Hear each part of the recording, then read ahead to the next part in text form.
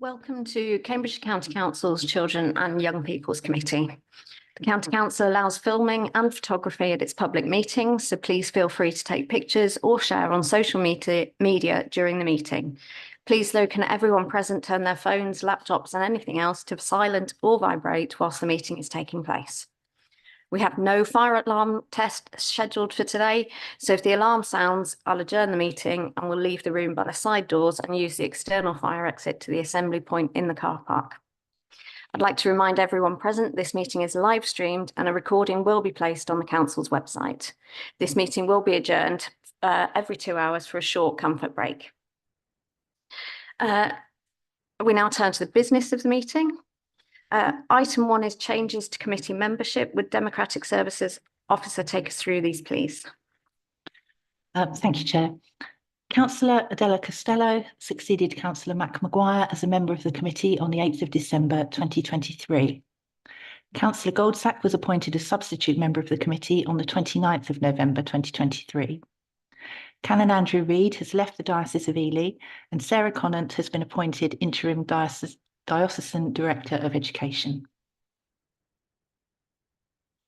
Thank you. I'd like to welcome Councillor Costello back to the committee and pay tribute on behalf of us all to Councillor Mac Maguire, who sadly passed away recently. Mac was the County Council's longest serving councillor, having first been elected to the County Council in 1985 and then again serving continuously from 1997. During this time, he held a number of roles, including Chair of Council, Deputy Leader of the Council, Cabinet Member for Highways and Transport, and Cabinet Member for Community Engagement. He also served here on the Children and Young People's Committee during both the current and previous administrations. He will be greatly missed by members and officers across the Council and by our partners across Cambridgeshire, and our thoughts with his family at this time. I think Councillor Costello, you were going to say something as well, please. Yes, I'm not going to say a great deal. I just wanted to acknowledge what a true gentleman Mac was and how hard he worked for the council. He was a very caring councillor and did his best, and it's an honour to be here in his stead. Unfortunately, I won't be able to fill his shoes because I'm only a size 5. But I do hope that I will be able to follow in his footsteps. Thank you. Thank you. And I think everyone who's said anything about Mac, I think the words "a true gent" have been used by everyone. If we can just take a minute, please, to honour Mac. Thank you.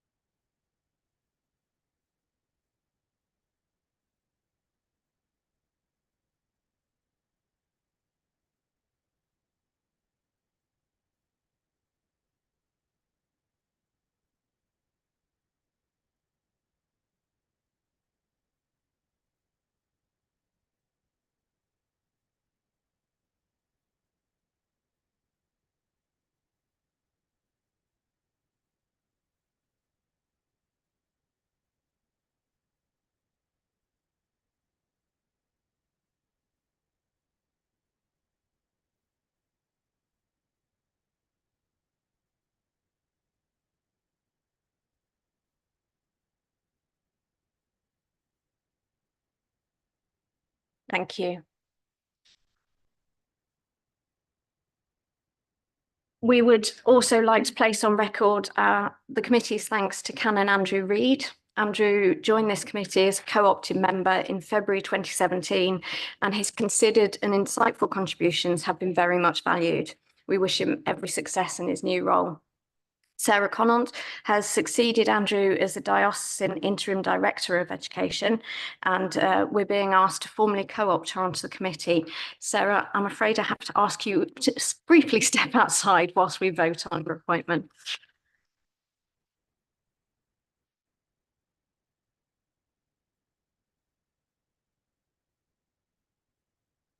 feel like we've thrown her out. It feels mean. Members, we're being asked, the Diocese of Ely has nominated Sarah Connell as its representative on this committee. It's a statutory requirement for local authority committees dealing with education matters to include diocesan representatives as non-elected, co-opted members. Board representatives are entitled to speak on any matters and to vote on matters which relate to schools maintained by the local authority and to pupils who are educated in schools maintained by the local education authority or who are educated by the local education authority otherwise than at school. Do I have your agreement to co-opt Sarah Connell onto the committee on this basis? Nods. Brilliant. Please could someone bring Sarah back?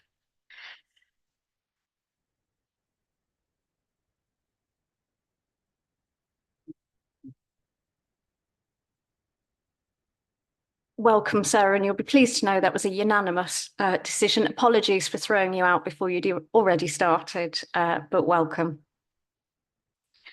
And then finally, for announcements, as committee members know, this is the last committee meeting before Jonathan Lewis, our Director of Education, leaves the council, and we wanted to take this opportunity to say a few words about John before we begin. So going over his history, he started in local government at Cambridge County Council as a graduate trainee back in 1999. I know he doesn't look old enough, but he is.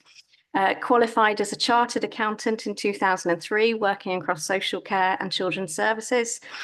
He then joined Peterborough City Council in 2007 as Assistant Director of Resources for Children's Services, delivering an ambitious 190 million schools capital programme to support the rapidly growing population in the city and commissioning services. In 2011, he added the challenge of leading Peterborough's education department. Under him, Peterborough became the most improved Ofsted authority in 2013/14 and was judged by Ofsted in March 2014 as having an effective school improvement service, only the second authority nationally to receive a positive outcome in this type of inspection at the first time of being inspected. John then moved to Northamptonshire in 2015 as Assistant Director of Education before moving to the Department for Education in August 2016 as Deputy Director for the Regional School Commissioner for the East of England and North East London. In that role, he led on interventions in underperforming schools across the region, and in February 2018 took up the exciting role of leading education across both Cambridgeshire and Peterborough, overseeing 350 schools and a combined budget of £1 billion. Following the separation of the County Council and Peterborough City Council, John has remained with us as Director for Education in Cambridgeshire. And among his many achievements during this long time, his many achievements have been developing and coordinating support to schools during the COVID pandemic, which was outstanding and has been hugely recognised by school staff and others. Our schools were hugely appreciative of his work, and he's been singled out for praise from the DFE. I know I speak on behalf of the committee when I offer John our sincere thanks for all that he has done for education in Cambridgeshire and to wish him every success for the future. However, you do have to stay to answer questions for the rest of the afternoon. Thank you.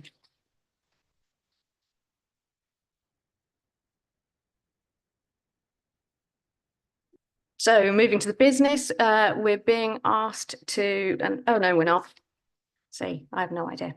Item 2 is apologies for absence and declarations of interest. Would the Democratic Services Officer please report any apologies? No apologies, Chair. And does any member wish to declare any disclosable pecuniary interest or non-statutory disclosable interest? Councillor Hoy. On agenda item 6, I am employed as an advocate, but I have sought advice from the monitoring officer who says that I don't have a DPI, so I can participate. Brilliant, thank you. No more? In which case we move to the minutes. We're being asked to approve the minutes of the meeting of the 28th of November 2023 as an accurate record. Does everyone agree, or does anyone have any points? No. So seeing no objections, I'll take those minutes as approved. An updated minutes action log was included in the published papers. Do we have any questions on the action log, please?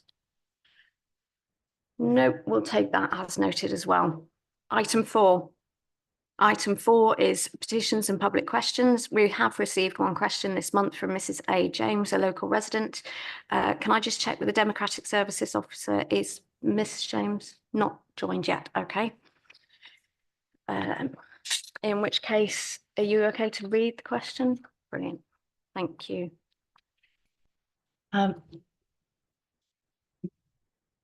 James' question was, for transparency, will the Director of Education provide the safety valve agreement targets agreed with the DfE and periodically report the results against the targets to the Children and Young People's Committee?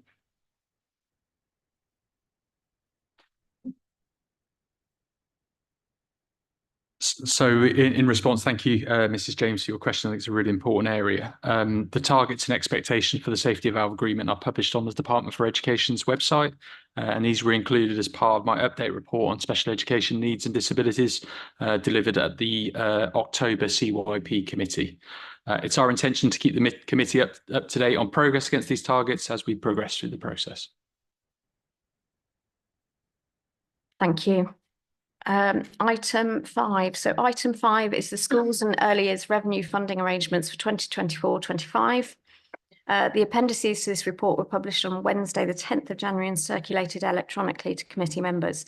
And this report will be introduced by John Lewis and Martin Wade. Thank you. Thank you. So I'm just starting off, just a few key points just wanted to raise before taking any questions. So dedicated schools grant figures in table 2.2 on page 20 of the report are, as expected, allowing for the changes in pupil numbers based on the October 23 census. The early years block figures that you can see in that table are subject to change as they are based on different census points within the year. And they also, you can note that there's obviously a significant increase on early years funding between 23 to 24 and 24-25. And that's due to additional funding in relation to 2-year-olds and under 2s. And there's a further paper on this agenda that goes into that in more detail.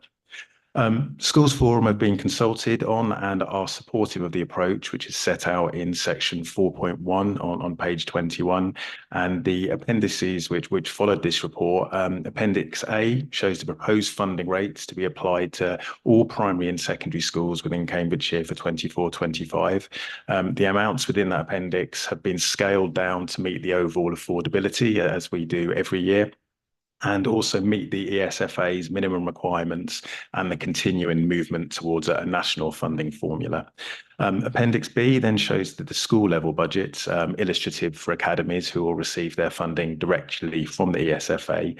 And as you'll note from the figures in that Appendix B, the impact will vary at individual school level, with the changes in overall pupil numbers being the key driver of funding. So where obviously pupils have decreased between the 2 October census points, you'll obviously see for most cases a reduction in funding which correlates with that change in pupil numbers and vice versa.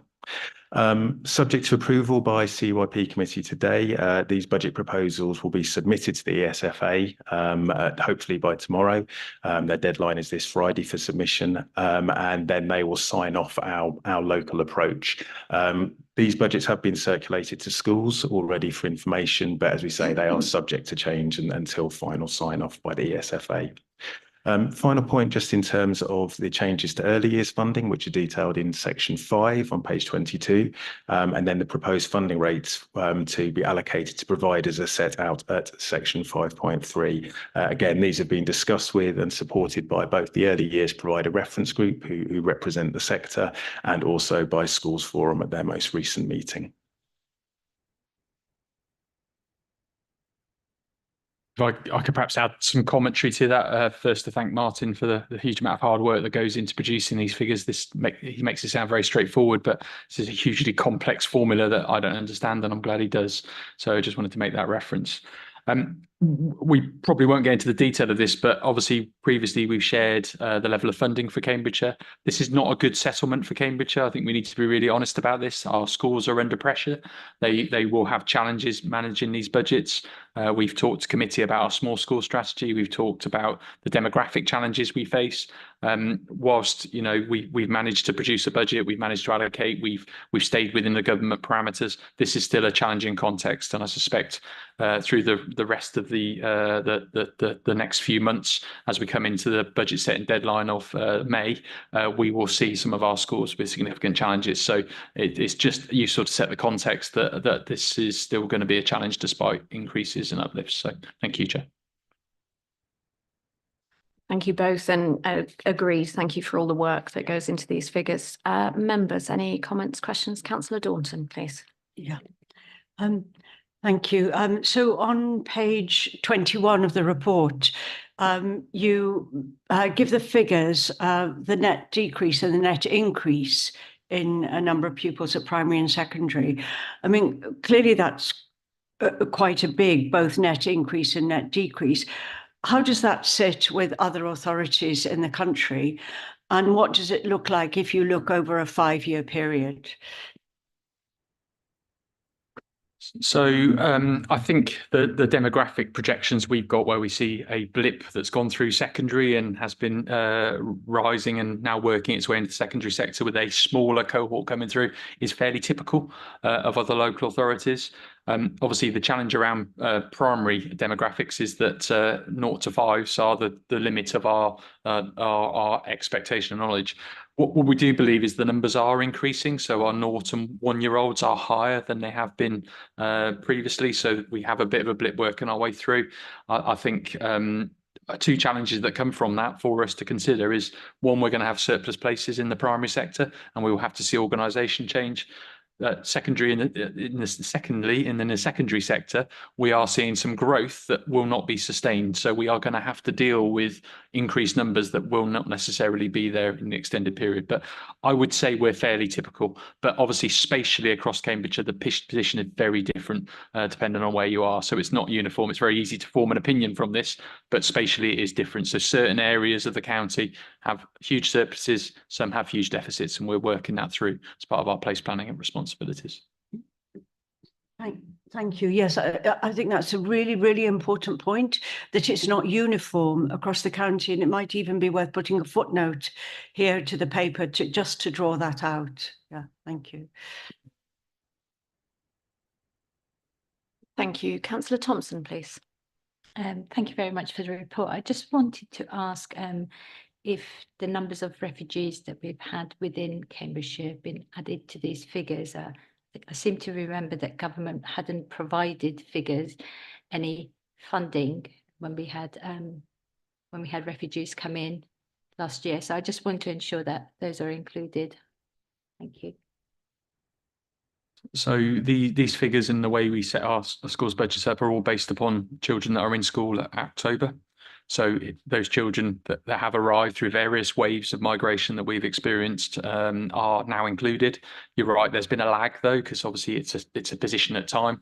If you weren't counted in the October census this year, you have to wait another whole 12 months before the schools get the funding for them. But everyone that could be in the census, we work really hard with our schools to make sure they're recorded and in school. So obviously it doesn't take account of children not on school rolls. You then arrive the next day or through those arrangements. But this is that hopefully they are now included and the schools will start to benefit. Obviously the time lag is the maintained schools won't get the funding until April. Academies won't get the funding until September. So there is still a lag in the system, but the money will come through based on those pupils.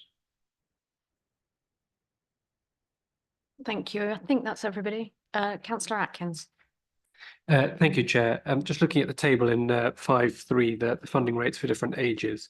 I'm slightly struggling to understand this table with reference to the narrative that follows, which establishes that we've attempted to take some of the increase that was and sort of notionally for 3 and 4-year-olds and use that to provide more support around 2-year-olds, but obviously on a per pupil rate, it's showing us actually a small decrease, which I think is because of this SEN inclusion fund. What's the approximate value of that fund kind of per pupil? So what would that £8 rate be if we hadn't top sliced it, just so we can get a sense of the level of support, perhaps? Quite a challenging question to ask. So if I just talk through the figures to make sure it's clear what they mean. So the April 23 figure was as per the Schools Forum agreement and obviously taken through committee last year.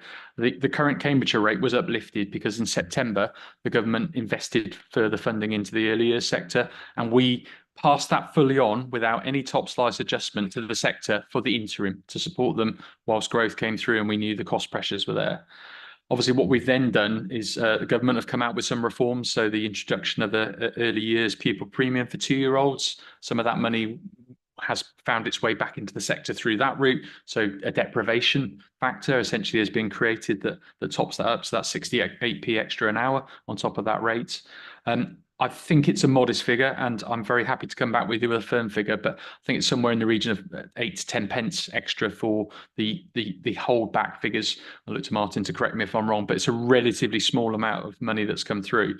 But I think what you can see is that there has been exponential increase in rates, and ultimately that £8 is probably more towards £8.70 when you add all the factors on. Obviously, it depends on the child and the context, but a flat rate that's significantly higher than it was in April 2023, which the sector needed because of the cost pressures. But happy to clarify and come back with an exact figure. No, that's very helpful. Thank you. Thank you. So we'll move to the vote. Co-opted members of the committee are eligible to vote on this item.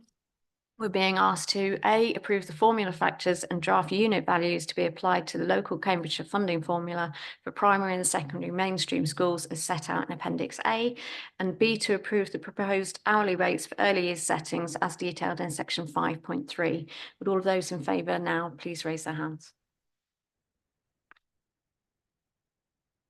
That makes it simple, thank you. Rashenda, would you like to confirm? That was unanimous, Chair. Thank you.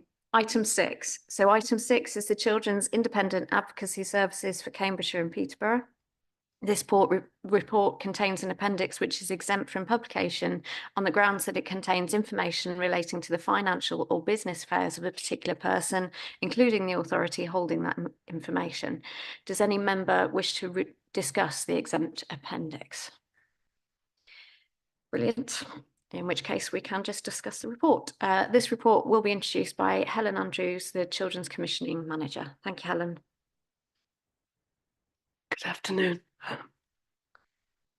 For many vulnerable, disabled children and young people, independent advocacy is the first step towards taking action to resolve issues that impact on their lives. The Children's Advocacy Service is for children and young people who are the responsibility of the local authority. I'll highlight points in each section as a way of a summary. Section 1 sets out the scene, notably the 3 main legislative acts that place a duty on local authorities to provide independent advocacy service. There's the Children's Act, the Adoption and Children's Act, and the Care Act. All of these aim to promote the rights and interests of children and young people who are in need of care and support, to ensure their views and wishes are heard. Section 1 takes you through the current service provision, which is by Voiceability, who subcontract the Children's Advocacy Service to NIAS. That stands for the National Youth Advocacy Service. The delivery of children's independent advocacy services has adapted and flexed over the 7 years of the contract. These changes are captured in Table 1 and in the example described in 1.5 about return interviews with children missing from care and are now completed internally. Section 2 covers the provider market, the joint procurement across Cambridgeshire and Peterborough, led by adult commissioners, and the procurement process that was carried out. The provider market for children's advocacy is a small one due to the specialist nature of children's advocacy. High startup costs, the duration of our current contract, 7 years, meant new entrants into the market were deterred, but at the same time, this has given the current providers stability and users continuity. Of note is providers' preference to achieve economies of scale through a joint service with Peterborough. To ensure proportionality, Table 2 in Section 2.3 sets out the volume of services to be delivered in each local authority. Section 2 also sets out the joint procurement with adult commissioners, noting the single competitive procurement process that was carried out last summer for 3 lots, 2 for adult advocacy and 1 for children's. The duration of the new contract is 3 years, with the option to extend for a further year. The annual budget is also there. The budget ratio at first glance may look disproportionate, but the actual hours of advocacy work in Cambridgeshire is proportionate. For example, the Child Protection Conferencing in Cambridgeshire is Cambridgeshire only, and given Cambridgeshire is 10 times larger than Peterborough, meaning travel costs are also a factor. 2.5 and 2.6 describe aspects of the tender process, from the duration of the tender, the selection criteria, and evaluation of the bids. 4 bids were assessed, evaluated, and scored by the children's panel. At a moderation meeting, these independent evaluation scores were reviewed, reached a consensus, and ensured the bids were all treated fairly and equally. Bidders were then ranked according to total scores and price, and the provider with the highest overall score was identified. Children and Young People's Committee is asked to approve progressing to notification of award stage and approve awarding of the contract for Children's Independent Advocacy Services. Thank you. I've got Councillor Bradnam first, please. Thank you very much, Chair. And thank you very much, Helen. And in fact, you covered in your presentation the question I was going to ask, which was, whilst I absolutely, as Chair of Corporate Parenting, I absolutely applaud that we should continue to engage with the Children's Advocacy Service, because I recognise how important that is. So I approve the principle, but I was just going to ask the question, are we sure the division of costs is appropriate? And obviously, Cambridgeshire as a whole is a much bigger area than Peterborough. So I just wanted to confirm that the division of costs between Cambridgeshire and Peterborough is appropriate. Thank you. Yes, in many ways, yes, Cambridgeshire is bigger. The number of children's homes we have to visit is much larger. It's a bigger population. Every advocacy interaction with a young person is face-to-face, unless the child or the young person specifically says they want it virtual. The numbers for issue-based advocacy are much greater in Cambridgeshire and include independent mental health advocacy, which we're starting to see through. And it's a bit of an unknown as to the average hours. We know the average hours of advocacy for Child Protection Conference is double what it would be for an issue-based advocacy session. So our calculations are that budget is about right for Cambridgeshire.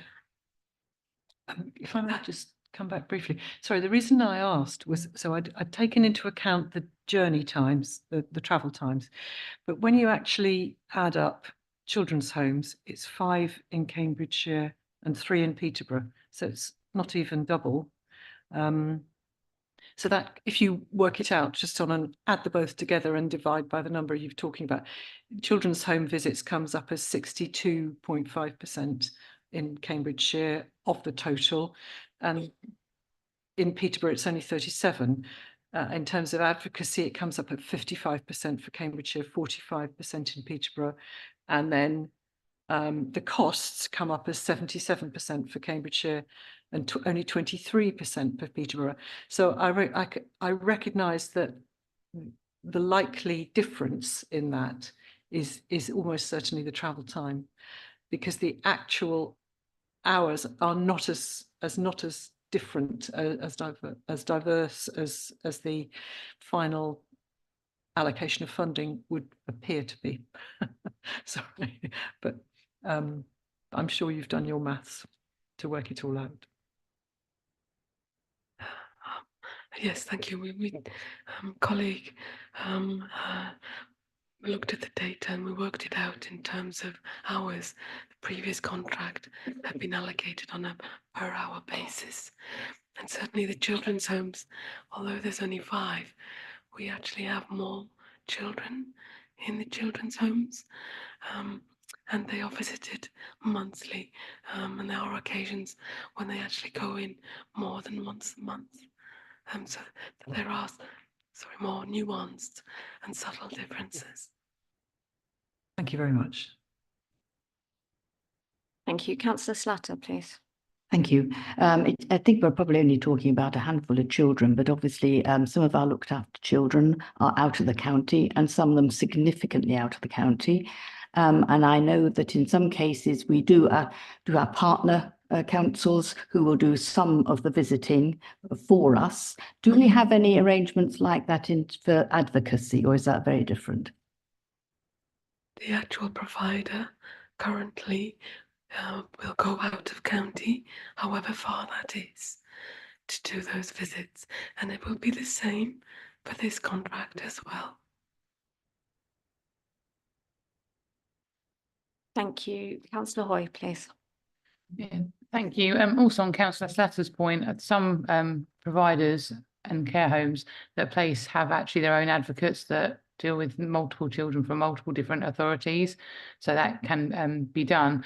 My question in this paper, and this isn't a criticism of Cambridgeshire because I don't actually think there's an answer to this, but I always wonder, can it ever be true independence when the authority commissions it? Because bearing in mind the concerns can be raised about the authority, and so authority is employing a provider who then has to I suppose, almost scrutinise it.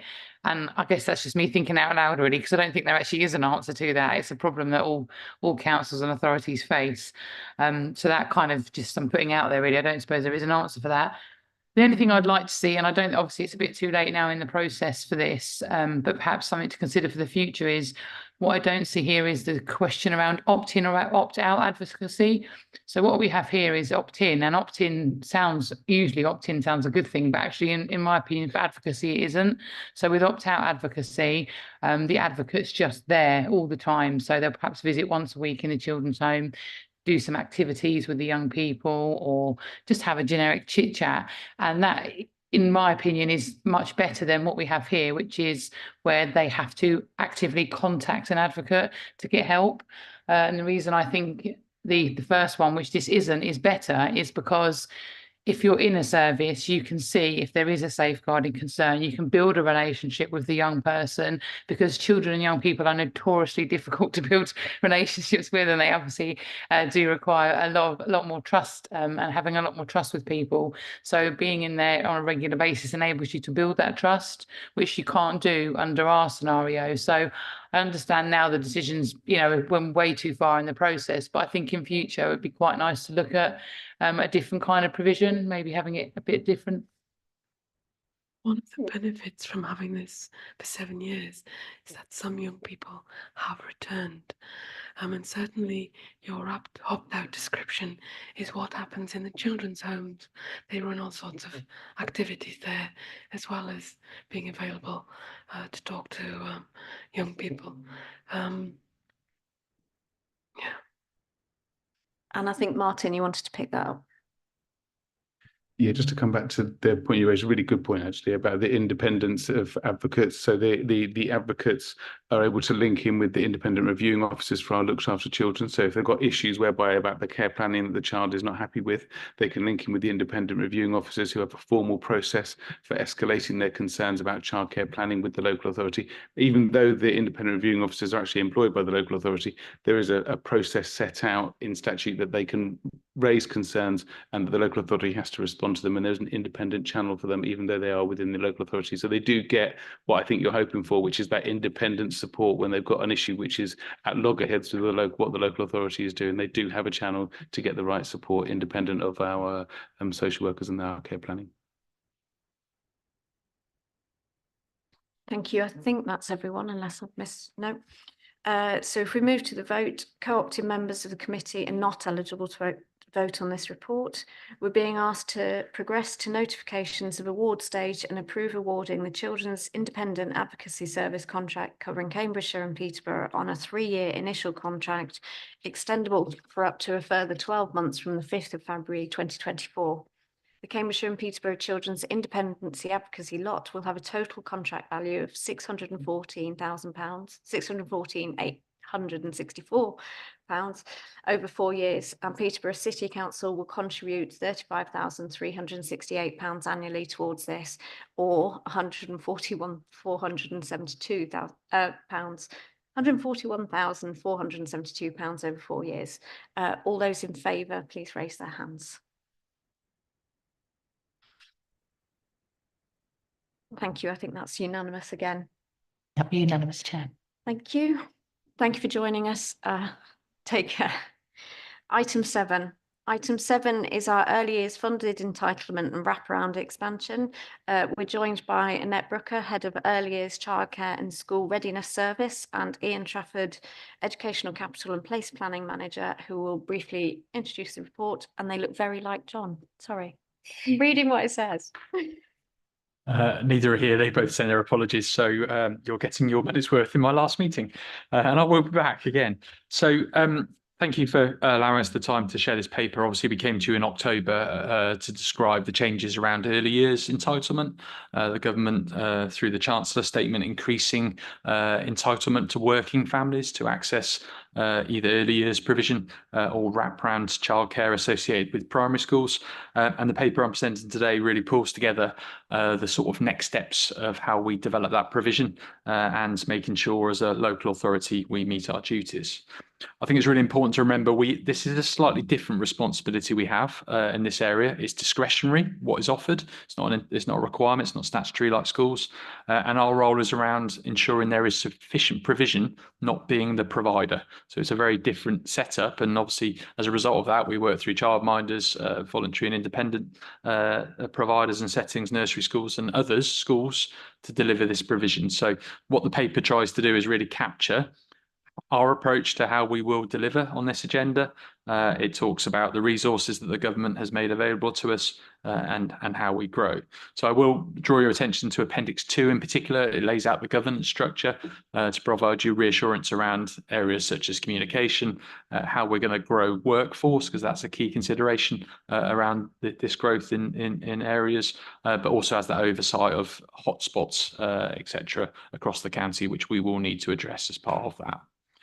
The headlines, however, is we believe in the short term we have sufficient provision available that can grow to create this provision. We have highlighted in the report a number of areas where there will need to be additional provision developed, and we are looking at the moment through council assets, any public assets, schools, and other opportunities to grow that sector. And equally alongside that, we're making an offer around how we grow workforce locally. So there's a really nice example around Northstowe, where we worked with the councillor to make sure childminding was high on the agenda, and we've been working with the districts. Again, thank you for the support around making sure that childminding is available and an offer, because it's a critical part in delivering this reform that comes through for early years. So we've covered our approach there. There is an element of capital funding, and we will use that capital funding to support the development and growth of the sector. And again, the governance is in Appendix 2 for how we wish to move that forward. And it's our intention to continue to report back to committee on progress, particularly on that sufficiency duty that we hold. The second part of the report is around the wraparound provision. So this is the support for working families around primary and special schools to deliver that extended school day. And I'm really pleased to say that we only have 18 schools across the county that don't offer wraparound provision. So that's out of, I'm going to guess the figure here, about 212 schools that make that offer, only 18. And obviously our intention is to work with them, work with local providers and others, because it's not not solely schools that deliver that wraparound provision. It's voluntary groups, it's church and other organisations that support, to grow that, to make sure every child in every school has access to a wraparound provision. We have applied for the Department for Education to become a pathfinder in this particular area, so hopefully deliver the agenda quickly, and we await a decision around this particular area. So the report hopefully covers all those areas. We're seeking through this report to gain your agreement for the delegated responsibility around capital spend to be pushed down within the service, so we can move forward and allocate those resources to support this really important part of legislation and a really important part of our education offer across the county. Thank you. Thank you. I've got Councillor Thompson first, please.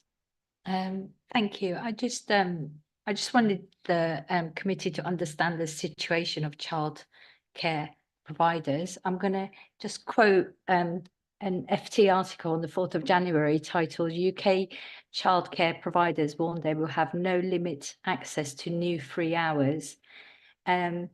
The CEO of EY Early Years Alliances, an education charity and a membership group, said researchers found many groups were intended to limit the numbers of funded places they offered, in some cases to opt out entirely. The group estimated that providers received about £4.80 per hour from the government for each 3 to 4 year olds they looked after, but the true cost of provisions were closer to £7.50 per hour, making that the value of the vouchers half of what it actually takes to deliver an hour's care. Announcement of the spring budget last year, which was huge for us, or huge for everyone with the expansion, follows the sharp decline in the numbers of nurseries, childminders over the past decade. Between 2018 and 2023, the numbers of providers fell by 15%. And 31% for childminder, which is why I took the motion to full council last May for covenants to be removed for new houses to help that in any way. These are just more obstacles for childminders to set up. FT also reported that there's a crisis of availability and that the government is setting parents up for disappointment because the sector just will not have the infrastructure to meet the demand. Nurseries and childminders are having a waiting list for up to a year.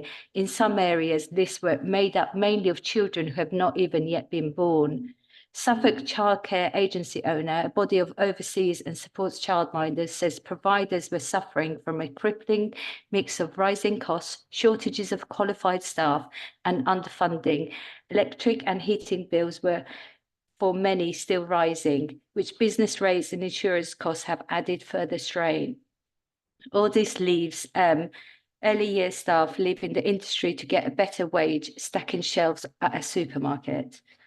So I suppose my question is, do we really know the full picture in Cambridge? I understand in short term that we will have, we have some, but do we have solutions? And I suppose from my side, having done a campaign in Northstowe, I was really pleased to work with the task group. They've been amazing. We've been working with the Pacey as well. Just to give you some numbers, we at the state, the team attended 3 sessions at Stay and Play, and they spoke to 29 parents. This is for childminding. 3 confirmed potentially interested in becoming childminders. 4 have booked onto pre-registration sessions, which is the end of Jan. This is brilliant for Northstowe because currently Northstowe has no childminders and over nearly 130 children eligible for funded. So I suppose what I'm trying to say here is I just can't see the child care being available with this new spring budget. So just sort of anything that you can reassure of. Thank you. Okay, I think you make some really valid points there, and hopefully some of the areas where I suggest we grow may be helpful to revisit those. So we're very minded there's a shortage of staff. So we're very fortunate in the county council. We have an excellent training provision. We do our own qualifications, and we are growing the sector through that particular process. You've mentioned already the work that's gone on around childminders. Childminders will help us deliver this strategy. They are a key part of growing that flexible workforce. That's a new way of working with the district councils. Hopefully will open up more opportunities and growth. What I do have to say, though, is that we are very strong in terms of our strategic planning in this area. We have an excellent team that has thought ahead and preempted some of these areas. So we work incredibly closely with our early years working groups in this area to talk about what do you need, what are the key barriers, how can we facilitate, what would it take to support in this type of area, and support them to think about their plans going forward. I think where we are fortunate, there is capacity short term. I think what we can't rely on in there is there being enough longer term, because as you can see from Appendix 1, which lays out the entitlement, it grows over time. So it's going to be really important to continue to look and challenge on where we are and what the position holds, because as I've mentioned in 3.2 of the report, there's several different sets of data that we're using, and we will have to keep being very nimble around that data to make sure we're on top of it. The other thing I would offer, and it's for all councillors to be aware of, is we have an excellent family information service whose role is to broker and advocate child early years support. And, you know, even if there isn't support, it's really important people phone up, because then we know and we can support it. As I said, this is a discretionary sector. We don't necessarily know who can't access, because it's not like a school where there's a requirement and they will contact us and apply. So I would strongly encourage everyone to use our family information service, and that then informs our place planning arrangements around this provision. So I think it's a challenge. I think that's why we place such high emphasis on the governance and oversight. I think the funding increases helps, but they're not sufficient. I think it's important to say that. As I said about the schools budget, it's not enough, but we're working really hard to try and create sustainability of the sector through growth, and that's the way we wish to work. Thank you. Councillor Bradnam, please. Thank you, Chair. Thank you to Councillor Thompson for asking that question, because mine is along a similar line, but it's under that section 3.3 on page 36. You've identified that there are a number of unknowns, and one of those is market willingness to expand. And it triggered in my mind, if I can find my comment. Yes, the question in my mind was, have we actually surveyed local childcare businesses to ask if they plan to continue in the future? Obviously, we'd have to do that in confidence, because they don't want to reveal that to anybody else, and we'd have to deal with their data in confidence, but I'm sure we do that about lots of things, because we know, don't we, that a number of providers have closed recently, as identified in what Councillor Thompson just said. So the other way around it would be, later on in the report, it refers to the provider reference group. And can we ask them if they are aware of general concerns or about people who are providing an existing service, and about their feelings about their ability to continue providing that service, given the current arrangements, for funding, and as Councillor Thompson has said, is under what it costs to provide an hour's care for a child, and how many are wishing to expand or stay the same, or perhaps shut, and are we surveying them regularly, either directly through the business register? We must have a register of them, not just the ones who are providing funded care, but also the other ones who are providing any kind of care, but also through the provider reference group. Thank you. Yes, just to reassure you, because of the sector, we've done this historically. We've done it throughout the reforms. We've gathered lots of information to help us inform this report and understand where we are. Indeed, there's a briefing happening right now for the provider sector to make sure they're aware, understand it, can feed back. One thing I would like to reassure, and I should have come back on the previous question, is that we do a lot of work on financial sustainability.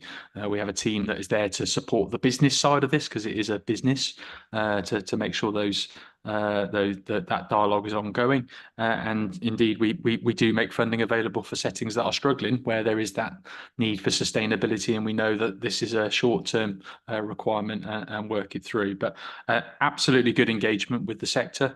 The fact you've seen our funding rates show we're ahead of the other local authorities, because we felt, and the sector felt, the quicker we can get the rates out, the sooner they can plan, the sooner they can look at the way this works through. So we're doing everything we can to try and support things going through. We have prevented a huge amount of closures in the last couple of years. Yes, there has been some that go down in a bit like the question on schools earlier. You are going to see areas where we don't need as much childcare. And we have to be really honest about that. That's not there. It's not going to be there for a while, but we need to move forward. But, you know, our role is that sufficiency, and engaging with the sector is absolutely critical to that. Very glad to hear it. Thank you. Thank you. Councillor Bulat, please. Thank you. I welcome the paper. I think looking at any increase in funding supporting families, especially within early years, should be welcome given the state of childcare we have in this country and how unaffordable it is for so many people. But I do have concerns, of course, around some of the detail that has been previously mentioned by some very good comments by Councillor Thompson, for instance, that highlight a lot of the concerns we have nationally. I think when we speak about how are we going to manage this locally, it's worth thinking about both the funding element, but also most importantly, the capacity. And that's where my concerns are. In terms of the workforce at 3.16, I think it's actually quite good to have the example of Northstowe and to reflect on that and some of the actions that have been taken locally. But my question is, are there any other particular areas in Cambridgeshire that you think that are more at risk? I know workforce is a risk nationally, but you can identify some other areas where perhaps we should pay more attention, like it was in the case of Northstowe. It seems to me that we're, of course, building more and more new areas, new development, which is good because we need more housing, but often those come without appropriate facilities or, too much forward planning in terms of some of the issues with early years. And then I wanted to ask as well at 3.19, where we're discussing the 18 schools that have no current facility for wraparound support. I understand, if I understand it correctly, this additional funding can't be used for staffing. It has to be used for, for other type of one-off costs.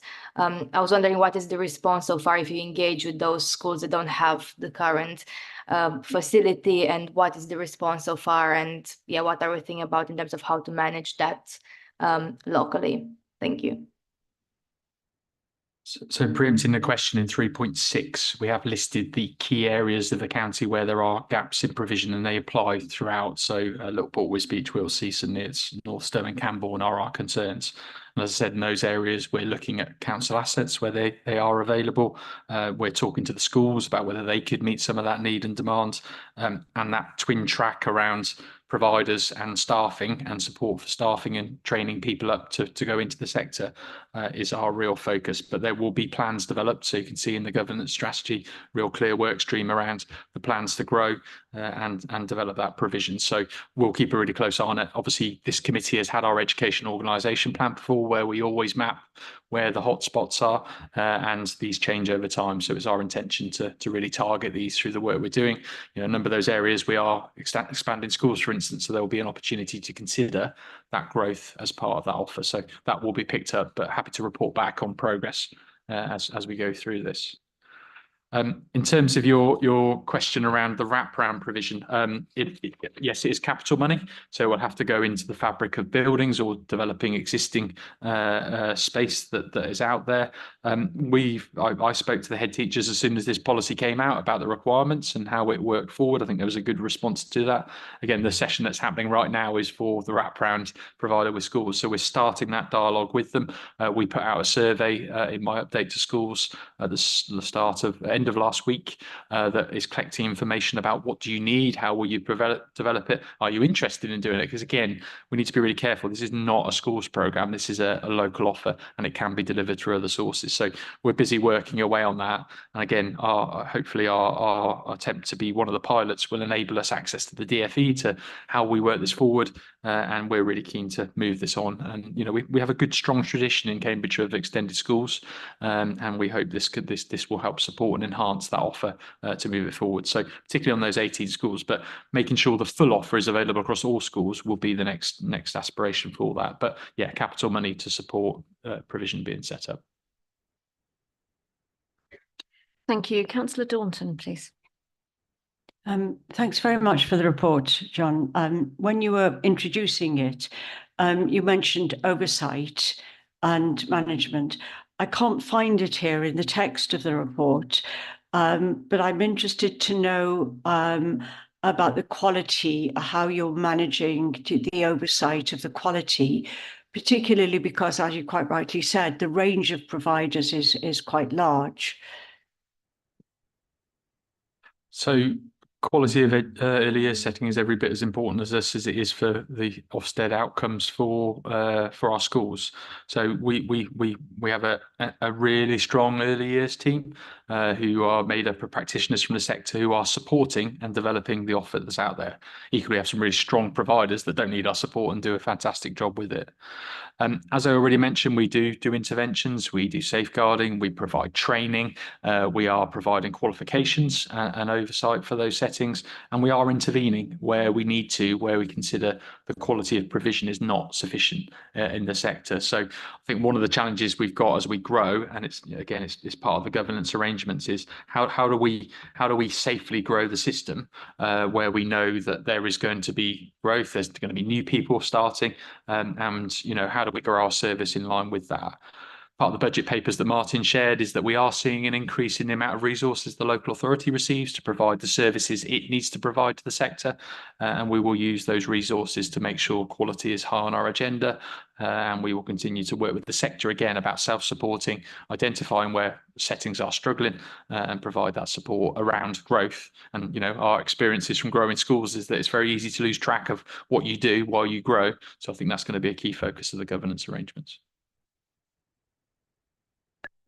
I'm assuming that the answer to this is no, but if you could reassure me, Ofsted has no role to play in this. Ofsted will obviously oversee the setting and the quality. They will judge that, but they don't have a role directly around existing provision growing. There is registrations that need to be managed. So if you change your age range, if you deliver to a different group, Ofsted do get involved, but they have no influence over how it grows locally. They are a regulator. They are not a deliverer or a oversight of sufficiency. Thank you. Councillor Slatter, please. Thank you. Thank you for the report. I'm glad it started with 1-1 as it did, because as councillors, we need to look at this a little bit more than the school system. And therefore, we don't want to be bringing up bright ideas that really our schools officers really cannot cope with, because it seems to me an awful lot of the need for childcare that will indeed help the children themselves and their families is often being looked at outside schools. Childminders are clearly a really important part of that, but so are families. And what does trouble me is the limited experience through my daughter of being a childminder. She did comment on just how much bureaucracy was involved and how she wondered whether some of her peers who would be, very good childminders would probably be put off by that. Now, it's obviously not the job of your department, John, to look after the childminders, but I would hope that somewhere within the system for the council, it may well be cosmic, we can pick up on buddies or mentors to help childminders actually do the job. Maybe the small, in even ones and twos, not wanting to run their own business, but being good at looking after children, good at parenting really, and helping them. Because I think without the childminders, especially out of school holiday time, our families are going to be in trouble managing to keep up employment and income. Again, you make a really important point. I think we've talked about childminders a lot. They are a critical part of this expansion. And again, we are providing support as a local authority to them. We work with a number of organisations that provide support to childminders, so things like Pacey and other organisations that are out there being an advocate, challenging. I think one of the things that we position ourselves very well is around DfE and policy. And again, being able to feed back and being able to challenge on approaches, systems, constrictions, going to be really important. And I think particularly through this period of change, any barriers in light of a government policy, we need to raise them and challenge on them. So certainly my team are doing that, and we're sitting on several of the DFE groups to make sure those issues and barriers are part of are registered and part of our plans, and we will report on them if they do stop happening. But very valuable job. You're right, it is bureaucracy, essential some of it though, I have to say, because it's about safeguarding and it's a review. Just need to make sure it's manageable, but the support is there if needed. Thank you. Councillor Hoy, please. Yeah, I was just going to ask, can local members be informed about these plans when they do consider their areas? Because there's been quite a few instances lately where things have been happening and no one's been contacted, and not just in education, but just across the council. And obviously, member officer protocol does say that we should be consulted, so that'd be really helpful. And then just, this is probably, I could have taken this offline, but just while it's in my mind so I don't forget, what seems a potentially good opportunity. So in Wisbech, Salvation Army used to run a nursery, like a nursery early years provision, and they used to do that twice a week. And the member of staff who did that has now left, and they haven't been able to sort of carry on that and replace it. But they've got the venue, they've got all the stuff, they just haven't got the staff. And it just seems, rather than spending a lot of capital, if that's someone we could look to partner with, then that could potentially really help us as well. So I can give, maybe we can make contact with, touch base as to how to progress that, but might be something worth considering. I think it's that type of lateral thinking that we need around how best to support. I think one of the things that I think might be worthwhile doing is, obviously, some of this is not driven by us, so we won't initiate some of this. I'm setting up an earlier provision that comes through the provider. I'm just wondering whether we could do some maybe district council level briefings about the position in that district council area, what's happening, who we're talking to, what's the market look like, how do we wish to grow it? Because I do think that may spawn some ideas like that could be really useful. So if you're happy, we'll have to aggregate it because I think it's sensible we do it at that sort of level, but perhaps we could organise those sessions when we've got a clearer expectation around where we are, to brief and make sure you're updated on it. So, but as I said, please reach out if you've got concerns around early years provision in your area, please do that. But note also that you want some sort of oversight and briefing. I think we can share the plans with you in time, and doing that at district might be a sensible way of dealing with it. Thank you. Councillor Taylor, please. Thank you, Chair. Yeah, John, I'd just like to pick up on the 3.6 again, where we're looking at the areas where the demand might outstrip the supply. So Liverpool, not that far, Littleport, Wisbech, Whittlesea, St Neots, Northstowe and Camborne. You did say that we would be working with our council assets. Are we considering, I'm sure we are, academies? And I know we've spoken a couple of times about Pacey, but that hasn't been in our report. It's two things, Pacey and academies, that have not actually been really picked up in the report. And I think it's very poignant that we should be working with these two areas. Also, I think we'll find that within our primary situation in schools, our roles seem to be falling in so many areas. Certainly in St Neots, in some of our schools, the roles are dropping. Our school pupils are decreasing. So we would have capacity in our schools, academies there. And as Councillor Hoy has just said, I think our biggest problem is the area where we need to get the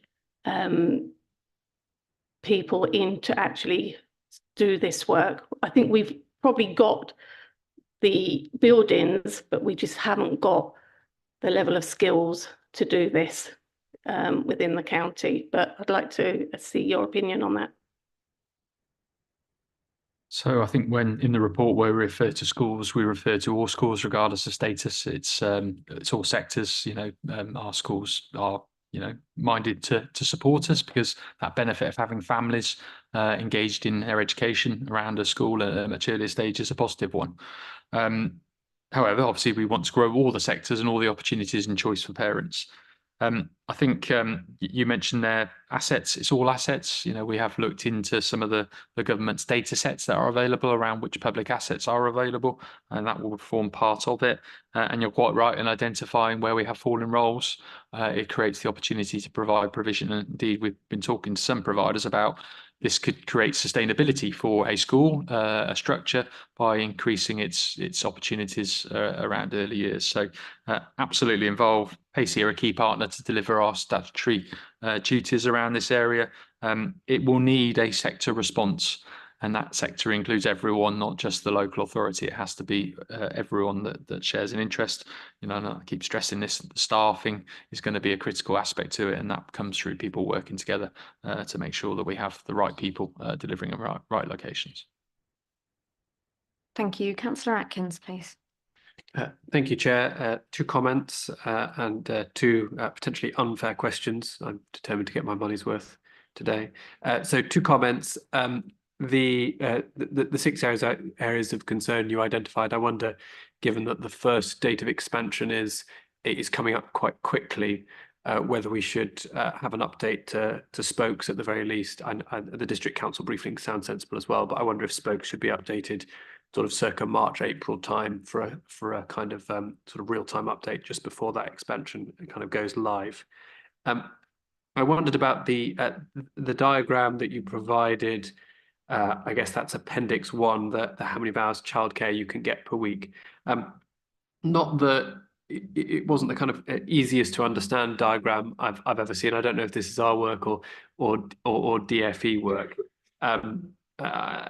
Yeah, whether I think at a minimum, all of the boxes need to have all of the dates in, otherwise you can't really see what's changing. So, you know, for age 2 working families, it looks like not much is changing when actually that's a really big expansion. So I think visually that's, I mean, given we're supposed to understand this stuff and it took us about 20 minutes to figure it out, that's not much, probably not much good for parents or the wider public. So two comments, and then two unfair questions. On the wraparound provision, obviously, this is all being set up as though if we put in a small amount of money now, then it will be self-sustaining from then on. That's, I think, the government's thinking on this. Do you have any confidence that what we put in place and what we support now will be self-sustaining, and that isn't something that's going to arrive with much fanfare and then perhaps kind of leak away a bit over the years? So that was one question. The second, oh yes, we asked a question when this came up previously on the impact on families and receipt of benefits, and I think there was a short sentence in the report that the benefit take shouldn't prevent this.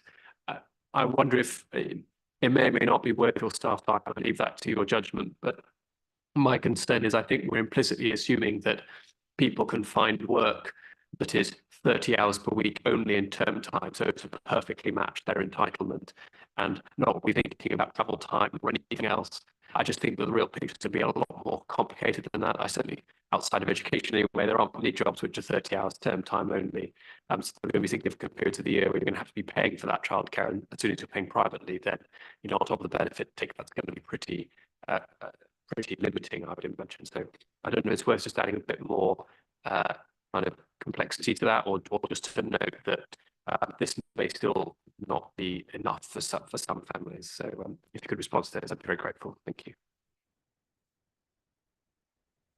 Thank you. I think there's some really important points in there. So be very happy to update spokes on progress. I think particularly on those areas, sounds very sensible. Very happy to do that. The diagram, I'm glad you had the same challenge interpreting as I did at 7 o'clock this morning when I spoke to Annette Brooker and said, you produce this, because I don't understand it either. So we, in our comms plan, is an intention to update that and make that simpler. I think if you sit and stare at it, you can just about figure it out. But no, absolutely to do that, and we are doing more work on comms to improve that going forward. I think in terms of the comment you make around access and people coming in and using this provision, I think one of the things that we need to be mindful of is this policy is all around getting people into work. I think that culture change is going to take some time, and that's where I think when we look at sufficiency, it's going to be a staged approach. We don't expect lots of people to rush into provision day one. It will be more likely people are seeking employment, finding employment, then accessing that provision. But it's going to take time to grow that culture. you're absolutely right. 30 hours is limiting in terms of people's employment, and it will, you know, see that shift around the benefit of working, the cost of childcare, and how that plays out in terms of family income. So I think there is some work to be done around, is this policy actually going to make a change? How quickly will it happen? And how will other things that the government do influence the take up of this provision? So that's where I think reporting back and being really clear on progress is going to take some time, because it will take time for the sector to adjust. And, you know, that aligning of paid versus free entitlement is going to take a bit of sorting out. We expect a lot of parents to shift from paid to free entitlement. That'll be the first change, and then we'll see growth in other types of childcare coming on the back of it. But again, that's probably something to keep an eye on rather than necessarily assume or hypothesize at this point, because we don't know. It's going to be down to choice. I think the other thing to be mindful of is that where people access is also variable. You know, people access near their workplace, that changes sometimes the dynamic of how many hours, what you do, and they may be across several providers. So a lot to think through, and I think this is going to take some time to embed, but very valid point, and one to come back to this committee on. Thank you. We have been having some issues with sound. Rashenda, is that sorted or?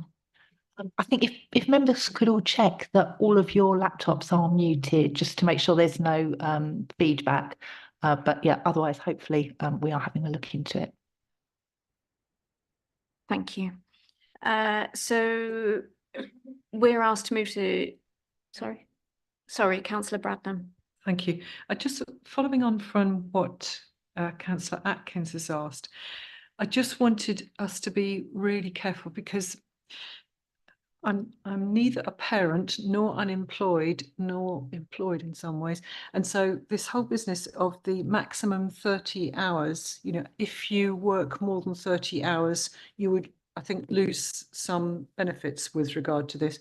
And I just want us to be mindful that we need not to add to that situation where I don't think many people do this, but it's possible that some people might choose to only work 30 hours because above that they would lose their benefits.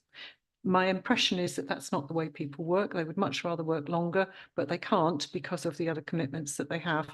But please could we make sure that whatever we do about this, it doesn't make it even more disadvantageous for people to work longer hours if they would normally choose to do that. Does that make sense? Thank you. I think it may be useful to clarify that benefits are not linked to the hours that are accessed, but it's linked to income that's earned and the benefits. So I think helpfully in 3.25 of the report, we have listed how that factor applies. So for every £1 earned, benefits reduced by 55p. So the benefit of working comes through that perspective, obviously topped up then with your free entitlement. So your child is supported whilst you are working. But I think the dilemma Michael describes is when you reach that 30-hour threshold, you've got to pay full costs, and that obviously cost is not factored into that calculation. So there is no link between the two, but obviously there's an implication of accessing on benefits through the income that's earned as a result of the employment.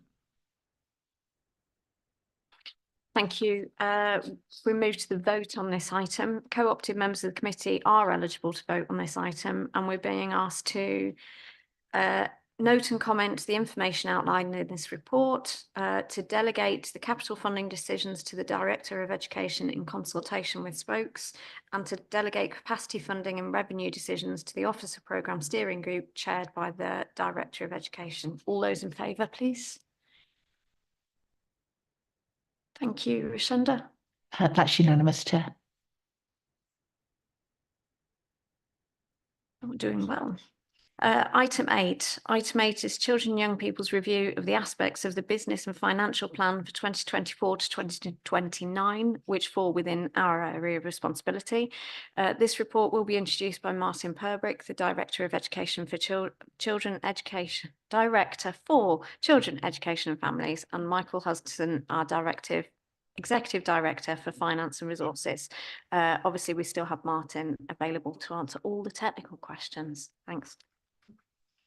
Sorry, before I ask you to introduce the report, we're scrutinising these proposals set out so that we can inform Strategy, Resources and Performance Committee when they consider proposals at their meeting on the 30th of January, and then these recommendations will be made to February's full council. Given the wide range of the content, I suggest we take this report section by section, and I'll ask members if they have any questions on each section for officers and any issues they would like to debate before moving on to the next section, just so we can keep it nice and orderly. Thank you. Thank you. So as Councillor Goodliff said, the purpose of bringing the report here is to allow members of this committee a chance to scrutinise the report and to ask officers present about the robustness of the budget proposals, and to enable this committee to recommend any changes and actions for consideration by the Strategy and Resources and Performance Committee at its meeting on the 30th of January. We've already met Martin Wade and Jonathan Lewis. We've also got Michael Hudson, who Brian introduced, and Ranjit Chambers, who is our Service Director for Adoption and Fostering Corporate Parenting, who can support with aspects of this as well. As Councillor Goodliff said, she's going to take us through the report section by section, and the officer group will be able to answer any questions that you have to make sure that you're clear about what the proposals are and that you're assured about the robustness of them. Michael and I will make any notes of the items that the committee want to be considered further, and we'll summarise the position of the committee regarding these further points at the end of this item, so that we can be fed back to the Strategy, Resources and Performance Committee. The report includes proposals to invest in continued support for those experiencing poverty through a £3 million investment to maintain the delivery of food vouchers during school holidays to families who have children who are eligible for free school meals.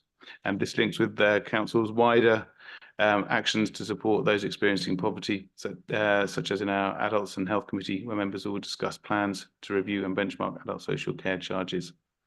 There are also proposals relating to children in care placements, workforce structures, and the school's capital programme. So I'm going to open it up now. Thank you, Martin. So the first section is the finance and resources background section, starting at page 48. Does anyone have any question or comments on that section?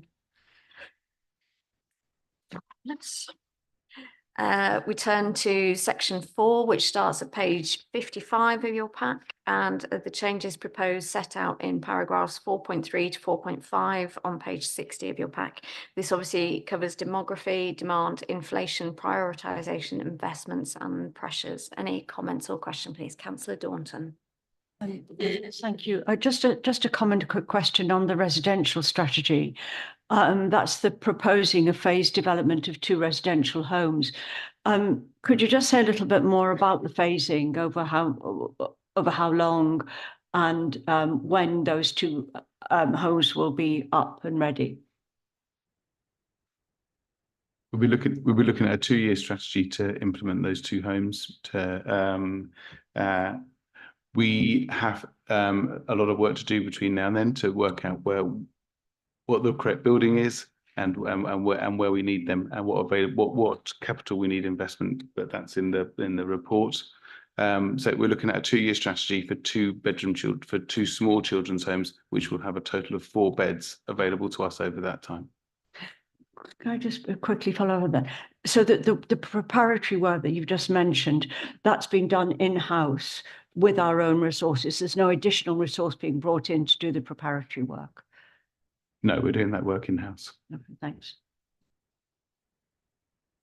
Anyone else yes. Dr. Stone, please. Just a question about the inflation assumptions. Given that there's been rather better news on inflation recently, is there any opportunity that they might be revised downwards?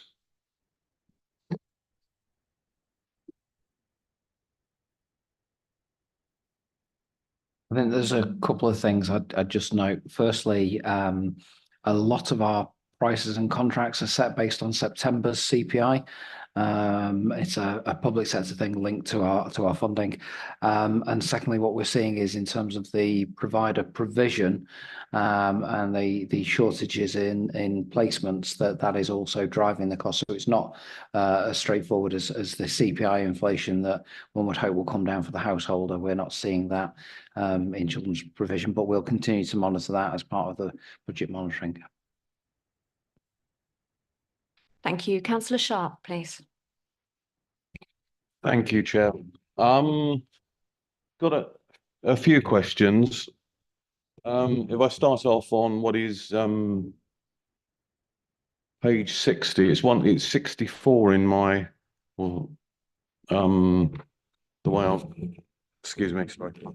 the way I've got it set up, where I've copied it down from the internet, but it's on the actual, it's number 60 on thing. We're talking about savings on children in care placements of £1 million, and then we're also talking about savings of 582 on social care and education transport. First thing, are those measured against the budget for 23-24? Where's the saving that we're looking at there? And secondly, certainly looking at the narrative for children in care placements, they seem more aspirational than actually being deliverable. Certainly, if we look at the current pressures we're getting. So that will be the first question. Probably if I pause there and. All right, then. Okay. Could we just ask Councillor Sharp which paragraph he's referring to? Thank you. Well, it's on page 60 of the pack.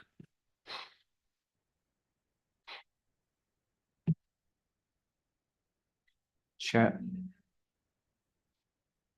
if it helps, I think this is in relation to savings that are on page 60 titled A/R 6.07 and A/R 6.005. Thank you very much. I feel like we should have code names for these things rather than A/R 4.23912. Sorry, Councillor Sharp, please continue. Yes. My second questions are linked to those, but they're further down the pack on where we've got the business cases. So do you want me to wait for those then? But they're about the similar things. Okay, thanks. So for the children in care placements, we have put in place a number of things which are starting to have an impact already. We have an external placements panel which takes place every week, which looks at the detail of all of the care packages that we have for our looked after children, focusing on the higher cost ones initially. The care packages fluctuate in cost surprisingly regularly. It's not a cost that runs throughout the year. So as the support needs of each young person in care change, then the cost of that care will often change quite quickly with it. So, for example, a young person going into crisis might need an additional member of staff. We will have to agree to pay for that member of staff, but that might only be for a very short period of time.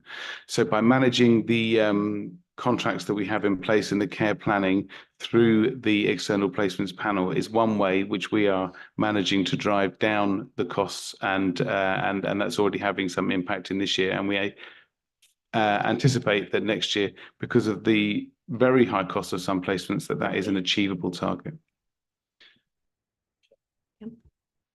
If I may just come in on the first point. Apologies, I'm not sure if the appendices. Yes, page 76 of the committee pack, which is lovingly referred to as table 2, appendix 3A. That sets out the movement of the individual services line by line by line, and that includes the figures that are reported here, so the net inflation, etc. And the first line there, in terms of the children in care placements, the 1.685 million pound saving is reflected. The £1 million is reflected in that. So you see the children in care placements budget increasing from 26.3 million to 29.4 million. So the figures that are reflected in the body of the report that we're just referencing are also contained in the appendix, and table 2 is where you can see the movement in between the growth and the savings to give you the net budget position. Thank you. Councillor Daunton. No, sorry, Councillor Slatter first, please. Yes, I hope I'm asking this in the right place. I'm on page 57, and I just wanted to welcome the fact that we are plugging part of the gap on the holiday assistance, HAF, because clearly that is making all the difference, and not just in terms of the money that is involved for families who need it, the help, but also the contacts and the advice that comes with it. I know this is partly cosmic and partly this committee, but I wanted to welcome that here. Thank you. Yeah, Chair, I was going to come back on the previous question, if that's all right. Sorry, because you mentioned homeschool transport as well. Just to be clear, the saving that is attributed in that particular line relates to the transport strategy, which we first brought here in November 22. We brought back in November 23. So it's an expansion of all that work that the committee's been aware of around reviewing routes, investment, and moving forward generally more efficient offer for transport. So just to reassure you have seen it. This is just the manifestation of that saving in the new financial year coming through. Thank you.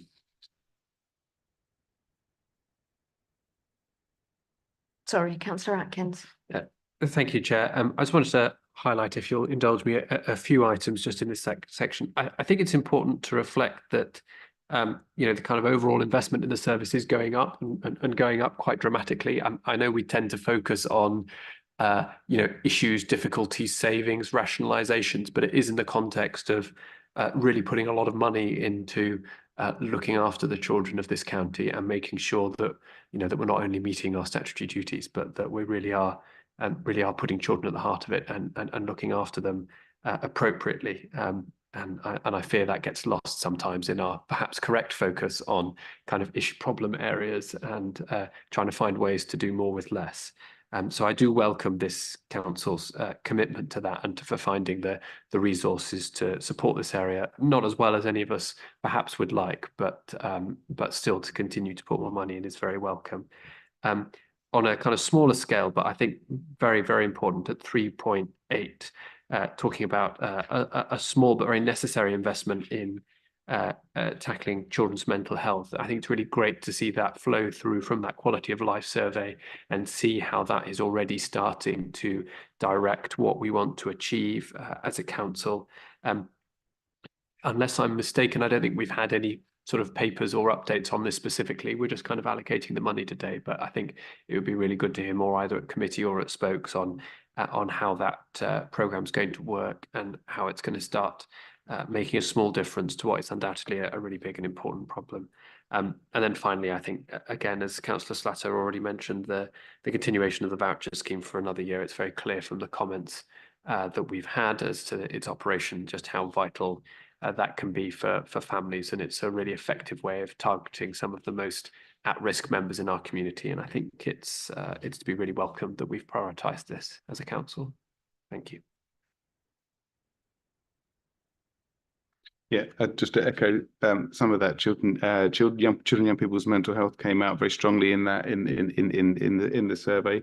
And we know that as a partnership across Cambridgeshire, we've got strong relationships to support children and young people to get the help that they need in the right place. And this investment in schools will certainly, in getting access to them, getting the right support in schools, will certainly help mitigate against some children having to suffer greater mental health. So, Councillor Hoy, please. Yeah, just on the children in care placements, you mentioned the children's homes. Do you know what district they're going to be based in, please? No, we don't. We'll be sharing that information as we do know it. We don't know it. Well, can I come back then and please ask that they aren't placed in Fenland, purely because we do have an exceptionally high number of children's homes in the Fenland area, and it's putting a massive, massive pressure on our services, ambulance call outs, police call outs, and it's just, as you know, the area is already quite a deprived area, and it seems to me that often private providers, which I know we aren't, but private providers deliberately pick poorer areas because the house prices are cheaper, and then they just create more and more social problems and add to the existing ones. So I think that we need to be part of the solution, not the problem. So I'd very much like to see us not adding to that, please. Yeah, part of the I can't give a commitment that it won't be there, but part of the analysis will be that we'll be looking at where there is a lack of accommodation as well, so that young people can be near to their homes. And as you say, there are already quite a few homes in that area, so it will be part of the analysis. committee because I'm really quite worried about the locations of these homes. I mean, it will be a substantive item, so it will come back to committee before anything's sort of made clear. Yeah, thank you. I have Councillor Bradnam next, please. Thank you, Chair. My point was also about the children in care placements pressure. And I just wanted to clarify the table it's under 4.5 on page 59 in the paper document, 63 in the electronic document. And it refers to all the things that children in care placements are rightly and properly there to do. But then it refers to funding or budgetary allocation, which I understand, I'm assuming, well, anyway, it refers to budgetary funding in 24/5 and then nothing in 25 to 29. And then below it refers to reserves funding. And I just want to check, are we recognising that we haven't got enough money for this, so we're just taking it out of reserves to cover it? And if so, why is 1 year's funding the same as 3 years funding, both being referred to? And I'm sure this is in thousands, so is it 3.1 million for both 24/25 and for 25/29? Do you want the code number for it?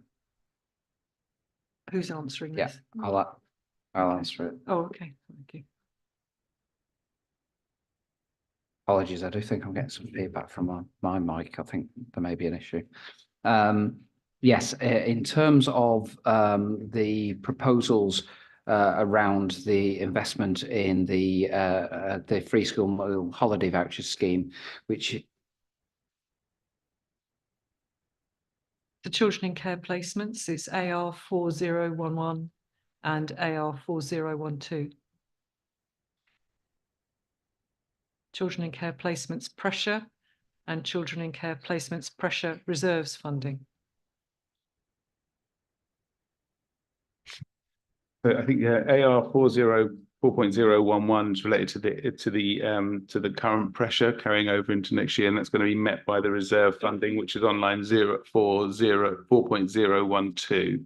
The investment in the children's homes is on page 57 of the paper version, which I'm not sure what that is on the electronic version. AR 5.002, that's the investment there. That's right. But my question was, why is the budgetary allocation in 24/5?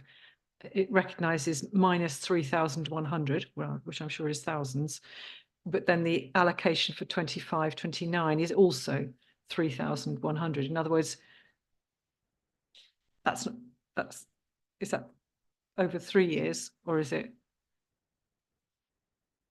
So this is actually a 1 year investment with the view that the pressure can be resolved through a number of the actions set out within the report, including the residential strategy. Clearly that will need to be reviewed as part of the business planning for next year, but it's a one-off funding with then the reversal being in the other column.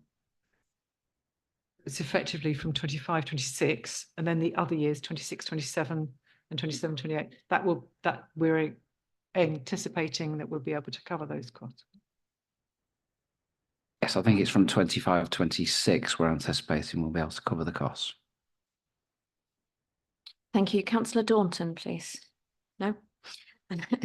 Councillor Taylor, please. Thank you, Chair. I also wanted to welcome the fact that we are continuing with the free school meal holiday voucher scheme. As members have already said, this is, I think, an essential part of funding that we need to provide. It would be good to see the government's home support scheme this year. As yet, I don't think we've heard anything whether or not government are going to support the household support fund. Obviously, I think we're putting 3 million into this, 1.5 million coming out of our reserves. So I would really welcome government to support the household support fund, where we could really utilise that money. Thank you. Councillor Boulat, please. Thank you, Chair. I think it's important when discussing those proposals to think that we're in the context of one of the most underfunded local authorities in terms of those services by central government, as well as, in my opinion at least, very unlikely that the government would continue this household support fund. Of course, we're still waiting for it formally, but based if you're following the debates in Parliament and the committees and so on, I think it's safe to say I am at least skeptical of the government continue to invest in this funding, although the cost of living crisis obviously is not ending and families still need this support. So I do actually welcome this proposal. I do welcome that our council is prioritizing, for example, in 3.8, addressing children's mental health, some additional investment, not as much as we need, of course, but like still in those very difficult and challenging times, some investment in that area. The school vouchers previously mentioned by a range of colleagues here. Of course, we can discuss whether how it compares with the previous year allocation as compared to being funded through household support fund rather than our own council budgets. But nevertheless, that's one of those things where, as you know, local authorities across the UK discuss their budgets. It's one of the very easy things to think, okay, we're going to cut this, but it shows our commitment that we recognize that the pressures faced by families and children are not ending, and therefore we want to prioritize this and continue this funding regardless of what will happen with the household support fund. And of course, I'm also very proud of the mentions in the report around protected characteristic, the care experience as protected characteristic, and the council tax exemption we're offering to care experience young people. I want to ask a question around funding for unaccompanied asylum seekers. So on page 84, on the appendix, I see that's obviously like the Home Office funding to reimburse costs incurred in supporting and caring for unaccompanied asylum seeking children in the county. And of course, the allocation is the same number of 3.7. So we're looking at each year. Now everyone is aware that the numbers are changing quite a bit, so they might actually increase or decrease over time, depending on your opinion. But I was wondering if you can give a bit more detail whether if we actually have, and we do have currently, I understand this year, more asylum seeking children in our county, whether this would be likely to be adjusted by government or that's kind of like a fixed allocation we're looking at. And therefore, if it's a fixed one, obviously if it increases, we wouldn't really be able to meet demand in that sense. But yeah, thank you very much for all your work. I know it's so difficult to come up with some nice things as well as just the basic things we have to provide as a county. Thank you. Thanks. Good question, because there are some, it's a complex area. There are some basic fixed costs which you can, which the local authority can reclaim back for each unaccompanied asylum seeker, but as to motivate local authorities to accept young people at times of higher pressure. So the costs increase or decrease depending in relation to where the pressures come from. So for example, there was last year an additional payment that we made if you accepted a young person within the first 5 days of their arrival into your local authority. So that there was an additional payment made to that. So this payment will fluctuate over time depending on how young people that we're allocated through the through the National Transfer Scheme, young people that we voluntarily accept to support other local authorities and the Home Office, and whether we make their accommodation available in time to accept the early payment bonus, if you like, to support our additional efforts to find the right place for them. So it fluctuates, but there is underlying that some basic payments that we will get for all of our asylum seeking children. And we have seen it is a growing cohort of our young people, of our looked after young people, but it certainly helps to have this additional funding. And when we do organise well to collect young people, the additional payment is helpful. Thank you. So if we move to savings and income proposals set out in section 4.6, starting on page 59, and obviously including reference to the appendices. Anyone wish to comment? Councillor Daunton, please. Yes, thank you. I think it was at the last meeting that I asked about the integrated front door, and Martin gave me a very clear answer on that. So at 4.010, and this is on page 59, is this to do with the uncoupling or decoupling from Peterborough? Yes, it is. Yeah. Yes, it is. Yeah. Any further questions or comments? No, in which case sorry, Councillor Atkins. It was just one question from me, sorry, on page 60, the AR 6.010, particularly part C of the commentary to the continuing review of transport policy to align with statutory duties. Is it possible to just have a bit more context about what is meant by that? Because I know that's an item that the committee's taken a lot of interest in the past. Yeah, thank you, Michael, for your question. Very forensic review of the document. I think from a perspective of, we know there are pressures nationally around homeschool transport. We know the government is very focused in on reviewing what local authorities do and the work that comes through. And indeed, locally, we are looking to develop our transport policy all the time. You've seen the work we've done around the transport strategy, where we've enhanced and developed our policy, and we've previously brought to committee those areas which are discretionary as part of our offer.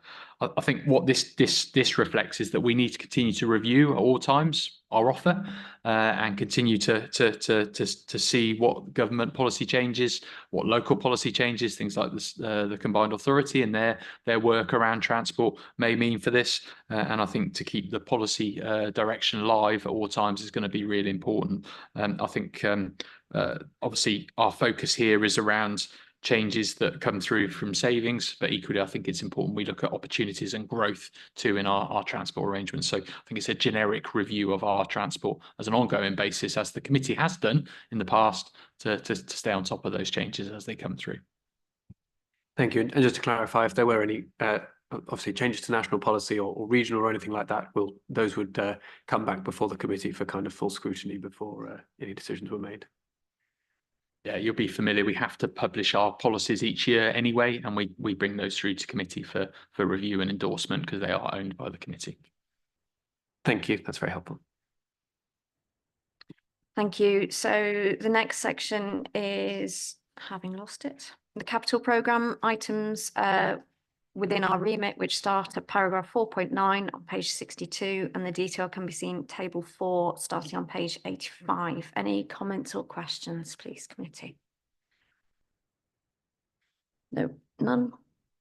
In which case, we move to the dedicated schools grant at section 4.10 or 4.10 on page 62. Any comments or questions? I know we've discussed it slightly already.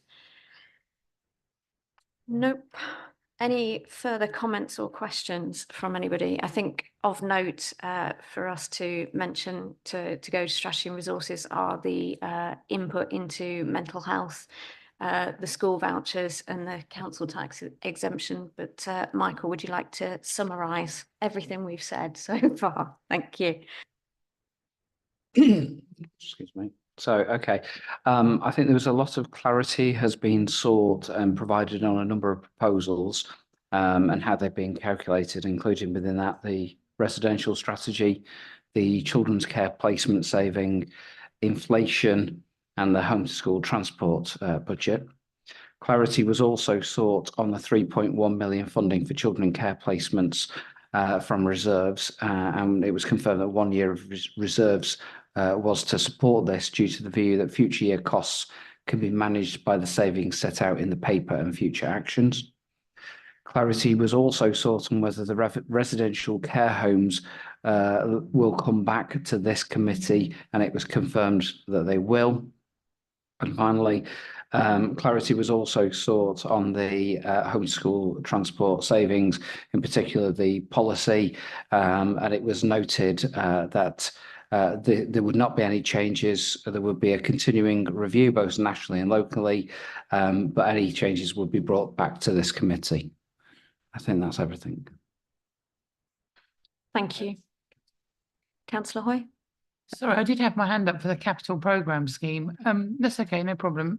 One thing I found it really difficult with it, because so many things are listed as confidential schemes, to actually know anything about what they were or what the changes were. And so it's very difficult to provide any comment on something when you don't know what the schemes are. So the schemes are kept confidential because they are commercial, and that's the reason the data is not disclosed. Obviously, what you do get each year is that we bring the educational organisation plan back that outlines the schemes that are there to deliver the places that are delivered.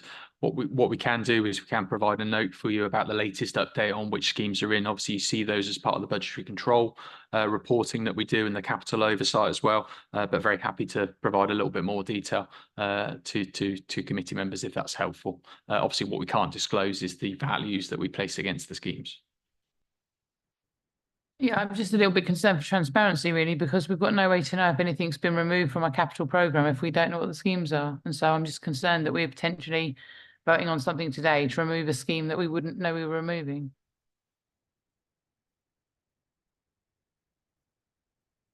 Thank you. Sorry, Michael. Yeah, quite happy to share the redacted list. There will be further transparency provided to the Strategy, Resources and Performance Committee for the 30th of January. Just to remind members, it's full council that votes on the proposals on the 13th of February. This is just passing comments or any recommendations back to that 30th of January committee in case there's anything that they needed to consider when they propose to full council. But actual decisions will be taken at full council on the 13th of Feb, and there'll be greater clarity on the schemes provided, but we will circulate in advance of that. So are you able to say, are any schemes being removed from the programme? Yes or no? Are we losing any schemes? So the proposals financially, we update and review. I'm very happy to show you where we've uplifted, removed, and altered those schemes. My understanding is that there are no substantial changes. We've got projects that were considered at one stage, and I think in all cases where we've removed, we have spoken to local members and outlined the changes that have gone through. So I'm familiar with 3, but we have had dialogue with all 3 local members in those areas around those changes. But I think as part of Michael's list, we can provide those. I haven't got them to hand, but I can certainly share that. That was some time ago, to be clear as well. But the dialogue has happened with local members.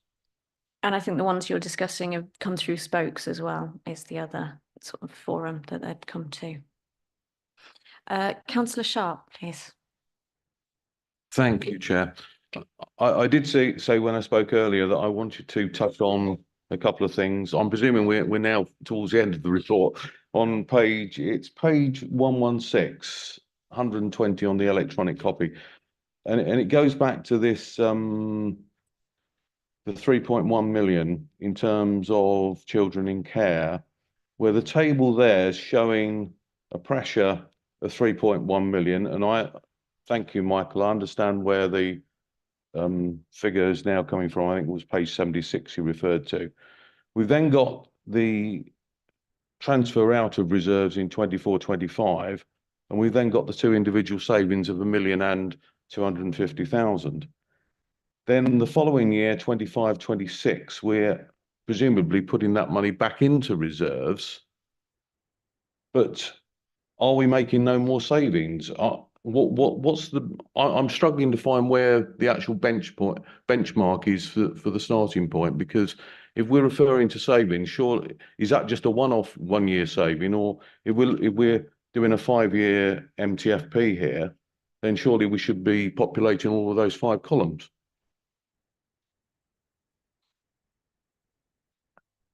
Forgive me, I think this is the question I asked earlier.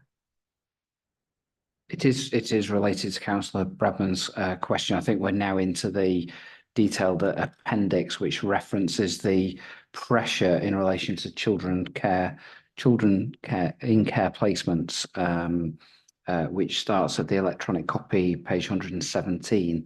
And in itself, the recovery of the position to no longer need the investment in reserves is a saving in itself. So we're assuming that demand can then be contained within that, and that's why you see that 1-year position reflected in terms of the pressure. There are further business cases and further savings related to the other lines within the saving that's set out over the medium term, but there still remains a unbalanced position related to children's services across the next 4 financial years. Apologies if I can just interrupt. Am I right in thinking that when we're looking at these tables, such as the one on page 116, we should be understanding that in each column it's the change from the previous year rather than absolute number? So even though, say, the saving of, say, minus 1,000 or effectively minus 1 million only appears in 24-25, that's essentially a saving in every year. It's just not changing after that. Is that? That's correct. Yes. Does that help at all, Councillor Sharp? Thank you to Councillor Atkins. Yes, so I understand where you're coming from there. Okay, I'll leave it at that on that one. Thank you. Anyone else?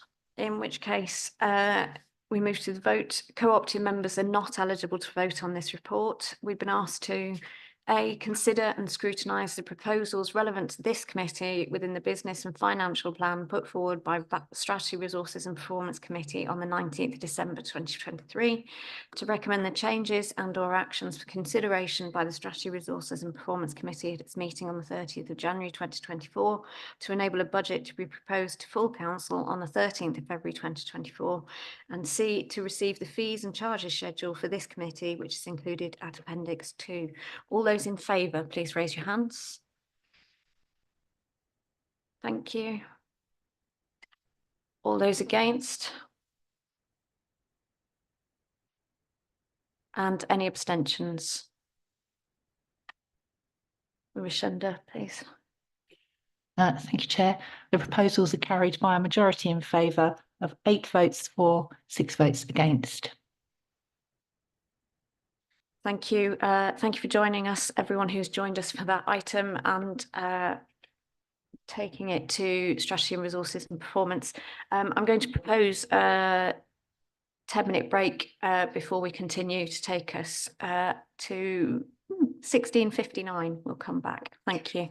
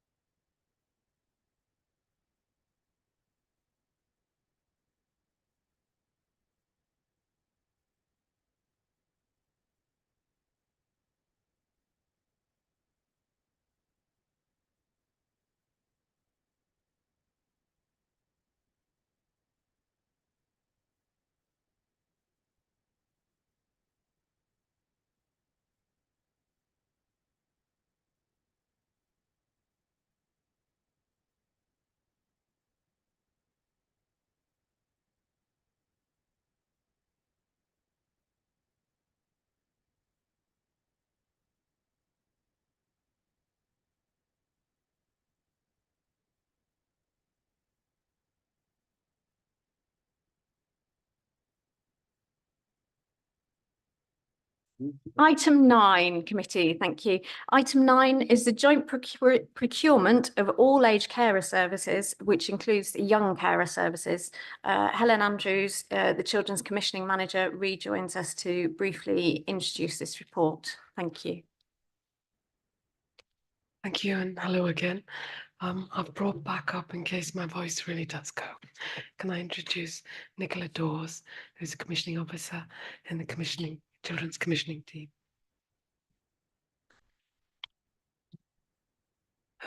The Young Carer Service is being recommissioned and procured to meet our statutory obligations.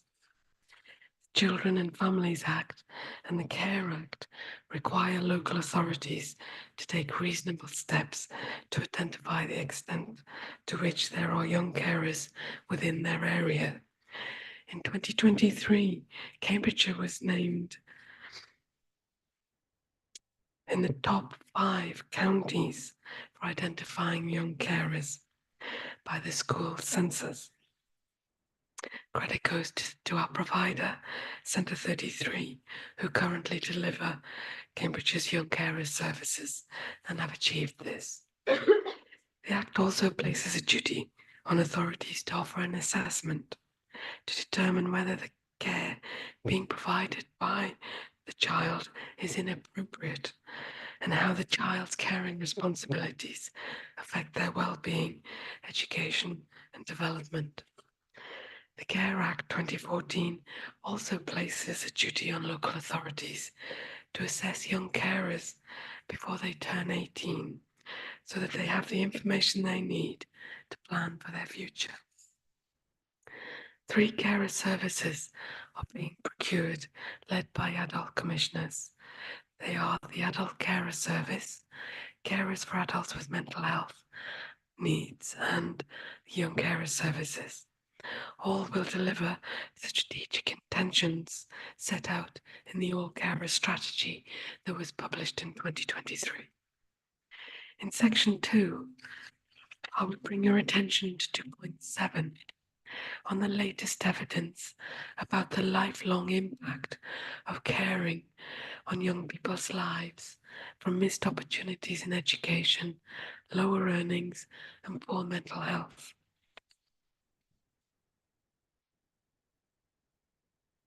Section 3 describes commissioning and procurement approach led by adult commissioners. A competitive tender with 3 lots will be advertised in February. You'll see lot 2 is for the young carers contract. The annual total budget for each lot is shown in 3.5.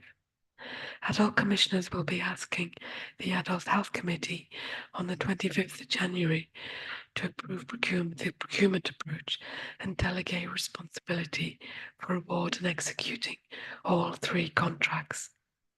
In Section 3, I would bring your attention to 3.2. Young carers told us that it can be difficult moving from children's services to adult services.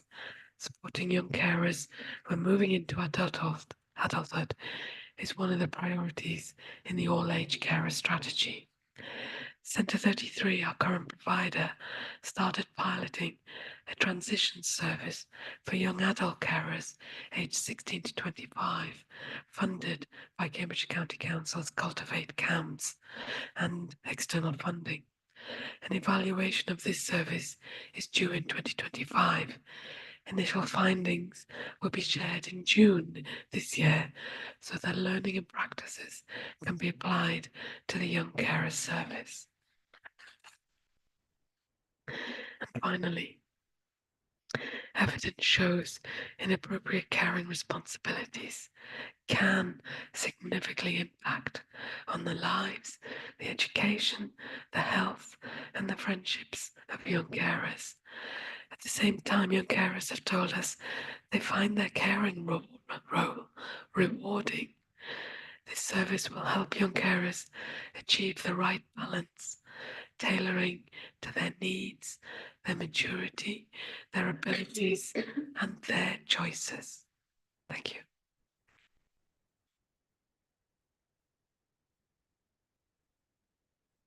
Thank you. Councillor Thompson, please. Hi, thanks for the report. It was really really brought to life how much young carers do. I used to work for a charity up in Manchester called Reclaim, and we used to provide mentoring for young carers, and we were connected to different carers. I still keep in touch with mine, which is really lovely, and I know what he's doing, which is brilliant. Can I ask, we do have a mentoring, we did have a mentoring scheme that Chair brought to full council. I wondered if you had an update on that, what kind of take up has been for the mentorship for young carers? I'm not.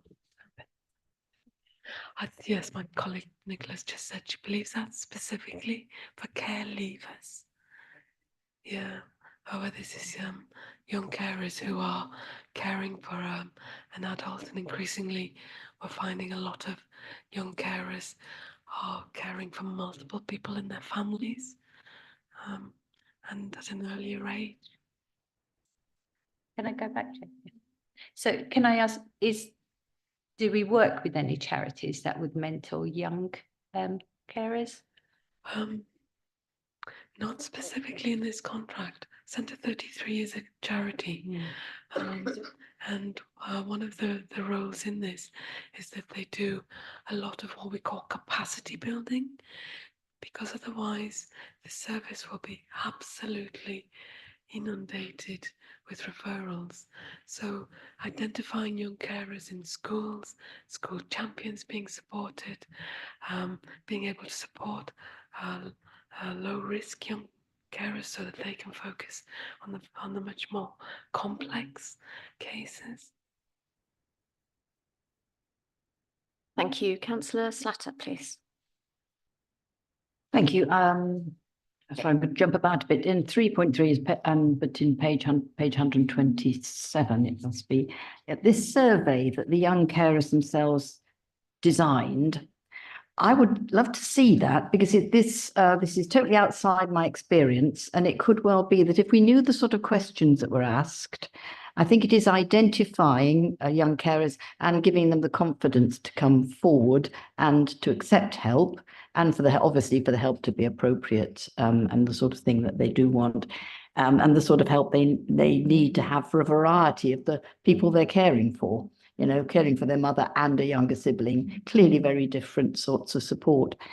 So if the young carers have actually designed it, is it possible to look at it? Because obviously there wouldn't be any answers in it. It wouldn't be confidential.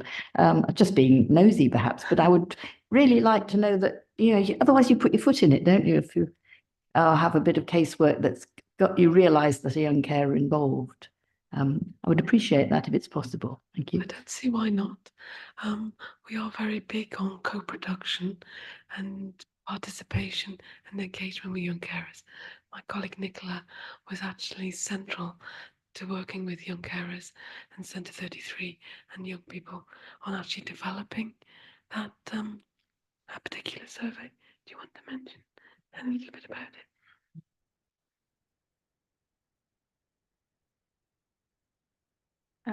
Yes, so as Helen was saying, the survey was built on with the young carers themselves. It includes, it's an anonymous survey. We haven't got the results at the moment, but it includes questions such as how old they were when they were first identified as a young carer, how they felt or they rated the support that they were given, who they care for, the types of caring that they do, the support, and so how they would rate the support and services that they currently receive, what any improvements that they would like to see. There's sort of a ranking about the different types of support that could be provided and what they would most like to see. And we've asked them about what is most important to them in a young carer service. Yes. So yes, we can send a copy to Rishenda. That's okay. That would be great if we can get that sent out to members, just so we can have a look. Anyone else, any comments or questions?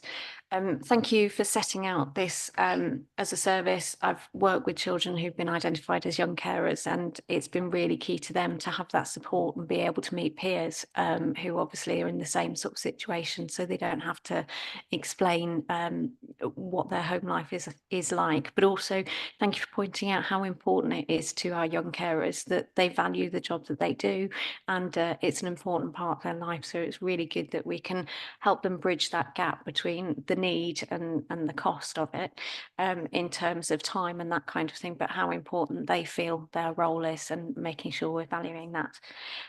We're being asked to note the update provided on the joint procurement of the all-age carer service, which includes the young carer services, and no vote is required. Thank you both for coming. Please do go and rest your voice. All right. Next up is item 10. Item 10 is determined admissions arrangements for 2024-25 academic year. This report, it says it's introduced by Karen, but I think it's Fran and John. Thank you. Thank you. Members of the committee will be aware of this report. You receive it annually. It's part of our statutory duties to both consult on the determined admissions arrangements and bring the outcomes of the consultation to you as a committee annually, in order to ensure that we govern how we arrange admissions across the Shire annually. So the report you've got in front of you today is fairly straightforward. We had 3 main areas of consultation that were undertaken this year. Pan reductions, members will recall last committee we brought a small school strategy to you, and I think we are likely to see more pan reductions over the coming years, where schools are actively trying to manage their admissions intake to create that sustainable structure of school organisation to enable them to thrive as a school. So the 3 schools that you've got in front of you today, where there was a consultation undertaken to reduce the pan, is in line with that strategy, and we would support that. There were no objections received as part of the consultation. You will note as well that there are 2 schools, Priory Park Infant and Junior, who also went out to consultation around a reduction of their pan from 90 to 60. Their consultation period runs to the end of January, so we don't have the outcome in terms of any objections to that consultation to present to you, but we haven't had anything to date, and we don't anticipate there being anything. As said, these changes are in line with their catchment forecasts, and we would support them. So we're just seeking approval from committee today to endorse the admissions arrangements as we consulted on, including the changes in pan. We did not consult on any changes to catchment areas through this consultation. Thank you. Thank you. Councillor Daunton, please. Thank you for the report. Could you say something about the effect of this on new developments? So within our place planning strategy and within the forecasting, we would always factor in any yield from a new development. So Duxford is a good example of that. It's a school that's in an area that is quite near the Genome campus. And so when consulting with schools, when schools have conversations with us around their wishes to reduce pan or increase pan, we would always give them advice around future forecasts that a development might yield, or just general birth growth or reduction in that area. So all of these proposals would have been taken into consideration in terms of the wider catchment growth or reduction. So there is no impact on these proposals in terms of what we're seeing coming out of the developments going forward. Thank you. Councillor Daunton. Bradnam, please. Thank you, Chair. I just wanted to thank you very much for the report. I just wanted to ask, are we in a position at all to take into account the impact of cross-boundary intake into schools? Because we tend to look very much in terms of catchment of a school within our own county, whereas I know, for example, at Linton, we're very much that school takes children from Essex, and because it's very close to the boundary and it's recognised to be a very successful school. But we've never been able to take that intake into account in our forecasting of figures. Just wondered if you will be able to do that at all. So from a place planning perspective, we use two types of forecasts. We have the catchment forecast, where we know the children living in catchment and we can predict their age and where they'll grow through the school. We also have trend forecasts. So we do take into account the kind of the past activity in terms of a school having intake from outside of catchment or indeed outside of authority. We work closely with colleagues in Norfolk, Suffolk and Essex and Central Bedfordshire and other border authorities where there are crossings over of borders. So we do absolutely take that into account. You've heard us say before that place planning is a dark art and it's not scientific. We can only forecast and base our forecasts on the data in front of us, and we do include trends within that.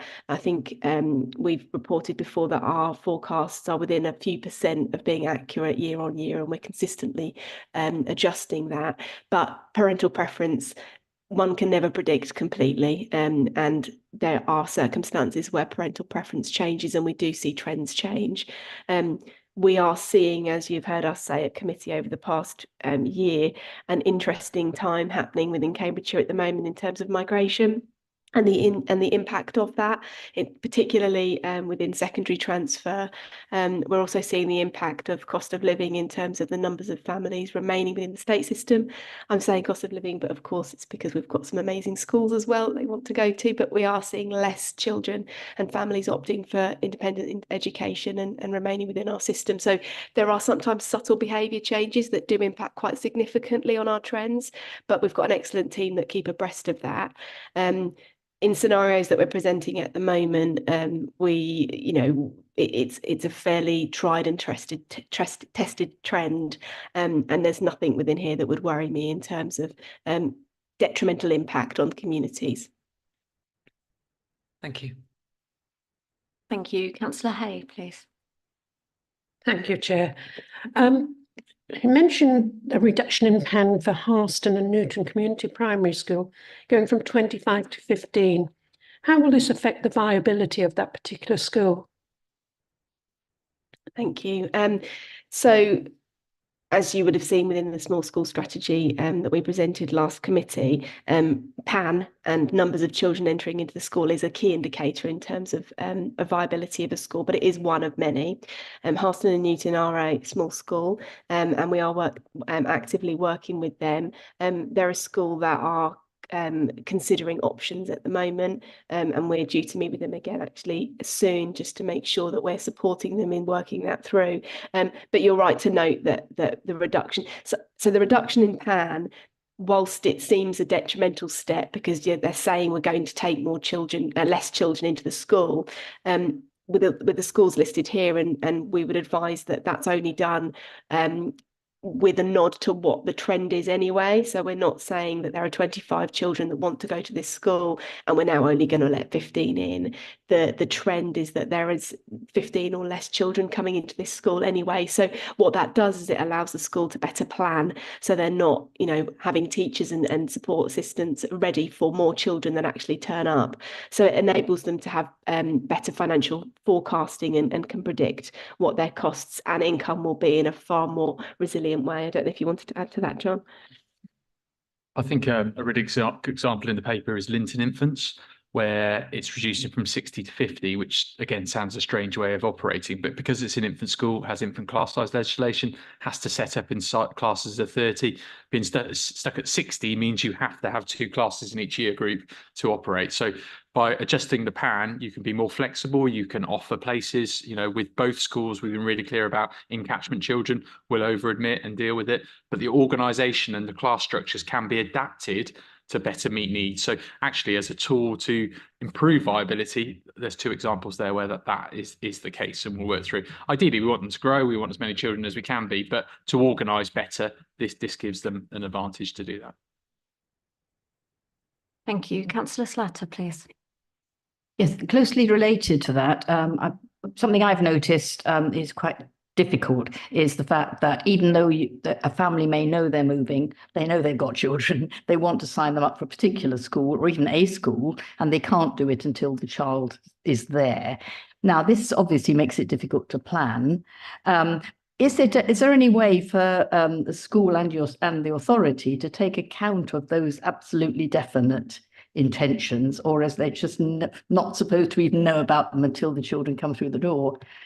Because clearly, when you've got a small school, this can make all the difference between a viable plan and one that you wish you hadn't done a change in.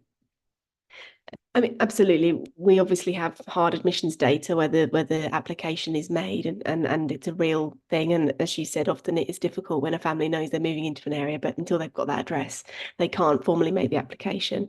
I think from a small schools perspective, where those additional numbers are particularly really important, we would advise, and schools already do this, they know they have got good intel in terms of parents that have made that phone call already, because as a parent you would ring ahead and see if there's a place available, and they would be able to factor that into that planning. Often there's not a huge time lag between the intention to move and the move, but it is absolutely important for schools to keep abreast of the potential. The reality is that children moving into the authority after October Census Day does mean that the funding that usually comes with the child, and of course that is sadly very important for a school, a particularly small school, is not realised immediately. So that is a difficulty for schools in terms of we're seeing lots of flux in terms of movers inners and leavers as well in year. So it's a difficulty for all schools, particularly for our small schools. Councillor Daunton, please. Yes, thank you. I just want to understand a little bit more about the dark arts, as you call them. So fewer children at primary level feeds into fewer children at secondary level. So how then are the secondary schools coping with this up and downness of the fewer children in one year and more children in another year? I think you perfectly articulated there the difficulty that we have. So local authority, our statutory duties are to ensure sufficiency of places, and the realities of that are over a 10-year period, we will see flux up and flux down. And for as long as I've worked in this area, you can never hope for a status quo for longer than 5 years, because things will change. So the boom that we all knew about within primary is now in secondary. We've had our highest point of entry for year 7s last year. So the year 7s coming through this September are slightly less, only marginally, but they are less. So that bulge is now moving through secondary. So as you've articulated, the reality of the situation is that we are really pressured for secondary school places this year, and we were last year and we will be next year. But as the children move through the system and primary are experiencing it now, we will see a scenario where we have less children in the system. But as we experienced last year, national politics, international politics significantly affect. So the incoming Ukrainian guests that we did not expect to have put significant pressure on our system, as did the migration from other areas of the world. Nobody could have foreseen that until it happened, and the impacts both on our transport services as well as our schools. What we can do and what we do, and we've got potentially another few conversations that we're having internally over the next few months, is try and foresee that if we are looking at a bulge that's moving through rather than a clear change, how we can provide temporary accommodation in some circumstances to secondary schools where we know that it's not going to be needed for a significant period of time, or where we can look at collaborations and doing things more creatively, so that we avoid delivering significant amount of additional accommodation only for it to be not needed in the next 10 years. But the reality of the situation, I think, is that Cambridgeshire is growing and will continue to grow, whether it be through, we're seeing a dip in birth rate, but the reality is that the developments are there and they will come in time as we move through the next few years. So we are factoring in that growth, albeit the growth will slow down. Thank you. I don't see any more hands. in which case co-opted members of the committee are eligible to vote on this report, and we're being asked to determine the coordinated qualifying scheme and admissions arrangements for all schools for whom the council, as the local authority, is the admissions authority as published in the consultation documents for admission to school in 2025-26. All those in favour, please. Rishanda?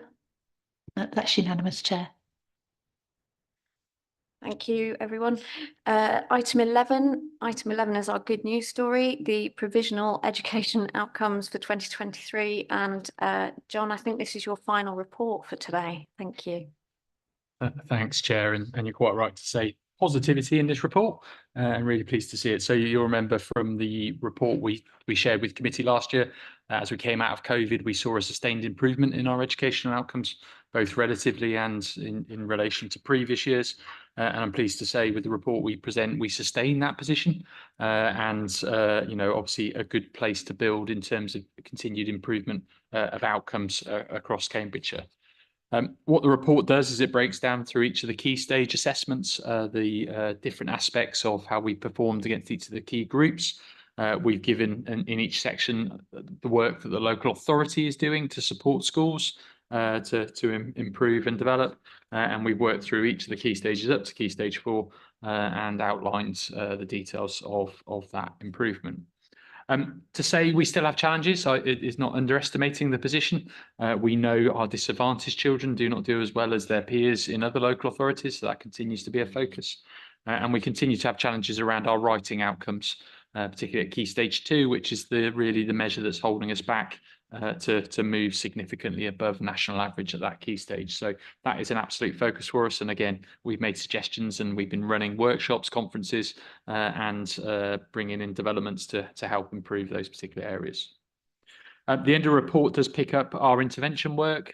We've been working really closely with our schools and our maintained schools, and I'm really pleased to say the amount of schools that we have in intervention has declined dramatically in the last 5 years since we started this process.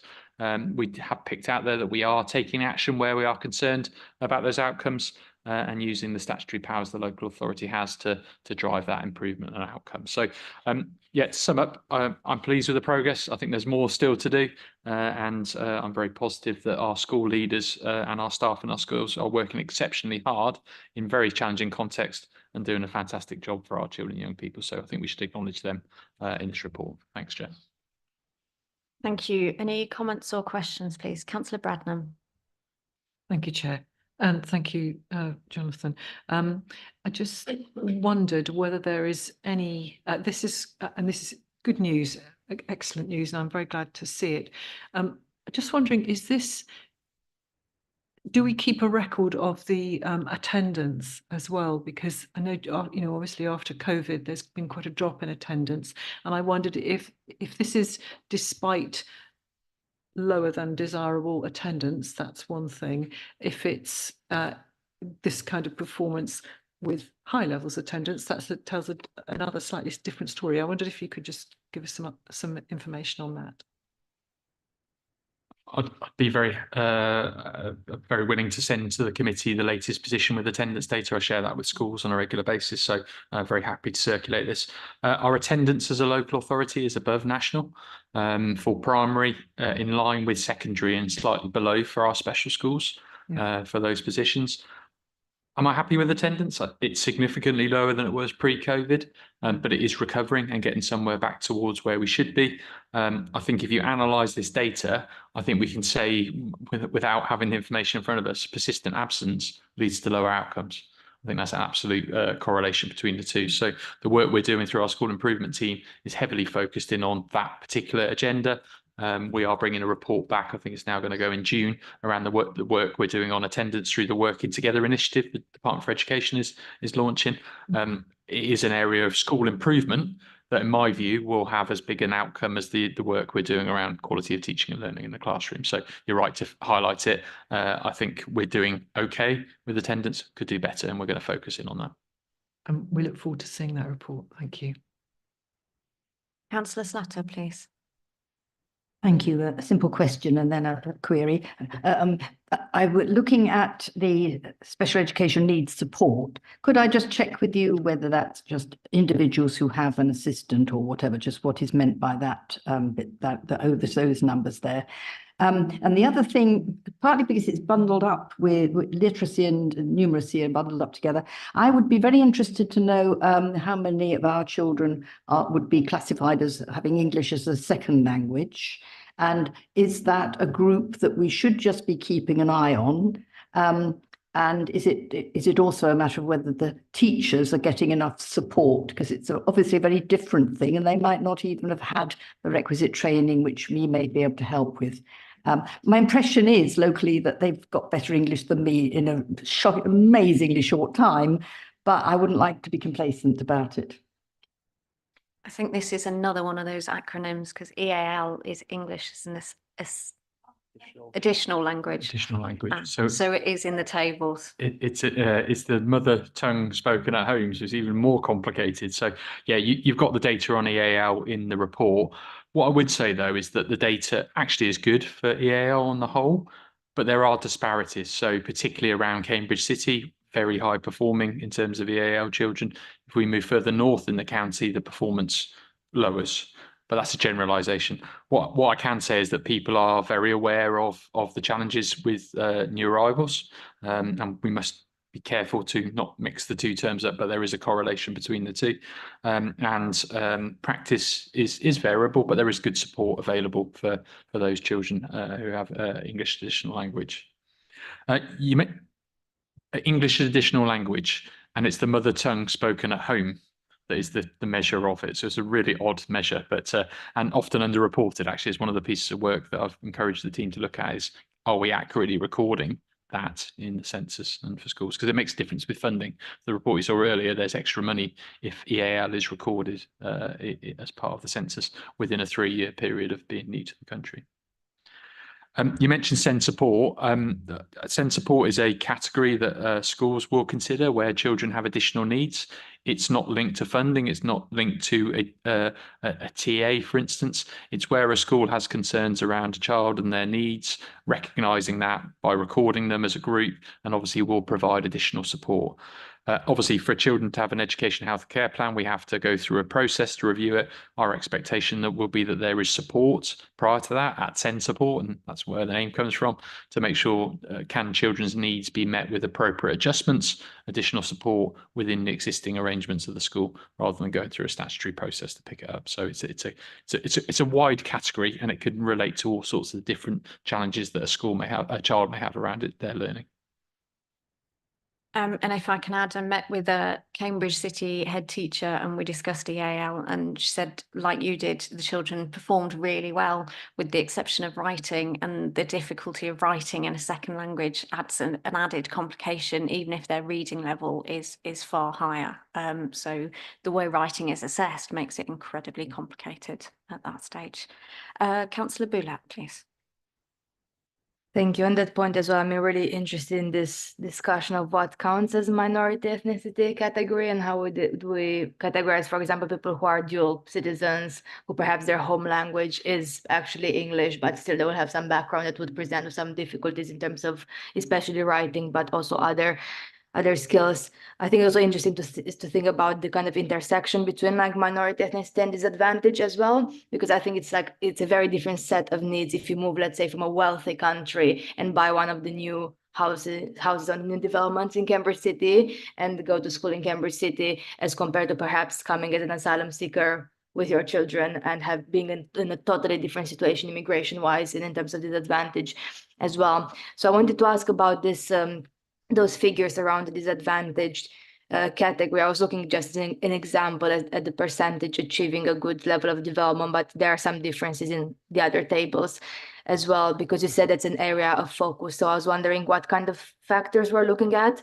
I was thinking, for instance, about areas in London where there's a high level of what we would classify as disadvantaged children. However, some of the challenges are very different in terms of, let's say, not having rural transport poverty, in the sense of like no transport being like more distant than in some of our areas, or other factors. So I was wondering what are the kind of key areas of focus to tackle disadvantaged children, to tackle disadvantage in this context. Thank you. So just a quick comment on EAL and minority ethnic. They are self-reporting categories. So we rely on parents telling the school, who then records them in the census. So obviously schools will challenge and say, oh, are you this? But it can be misleading. So figures can get over and understated based on interpretation. So just be really clear on that. In terms of disadvantage, again, we have different disparities across the county.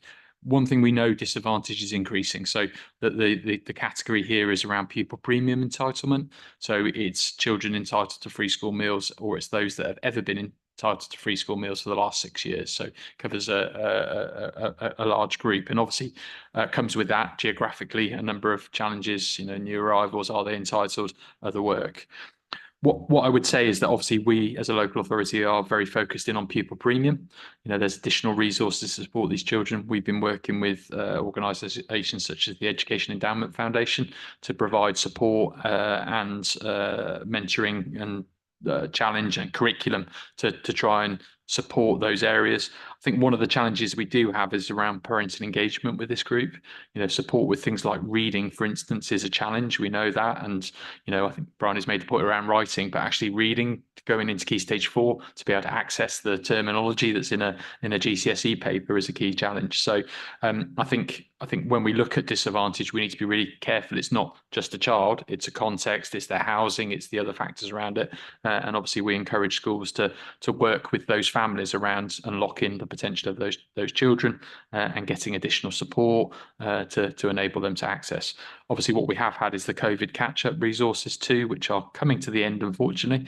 But that has helped this group to have tutoring and one-to-one support in schools in a slightly different way. So I think it's difficult to lay one issue around those groups, but it's just a flavour of some of the challenges our schools are facing around disadvantage. Obviously, we talked about the voucher scheme and cost of living. That's getting more acute in that group too.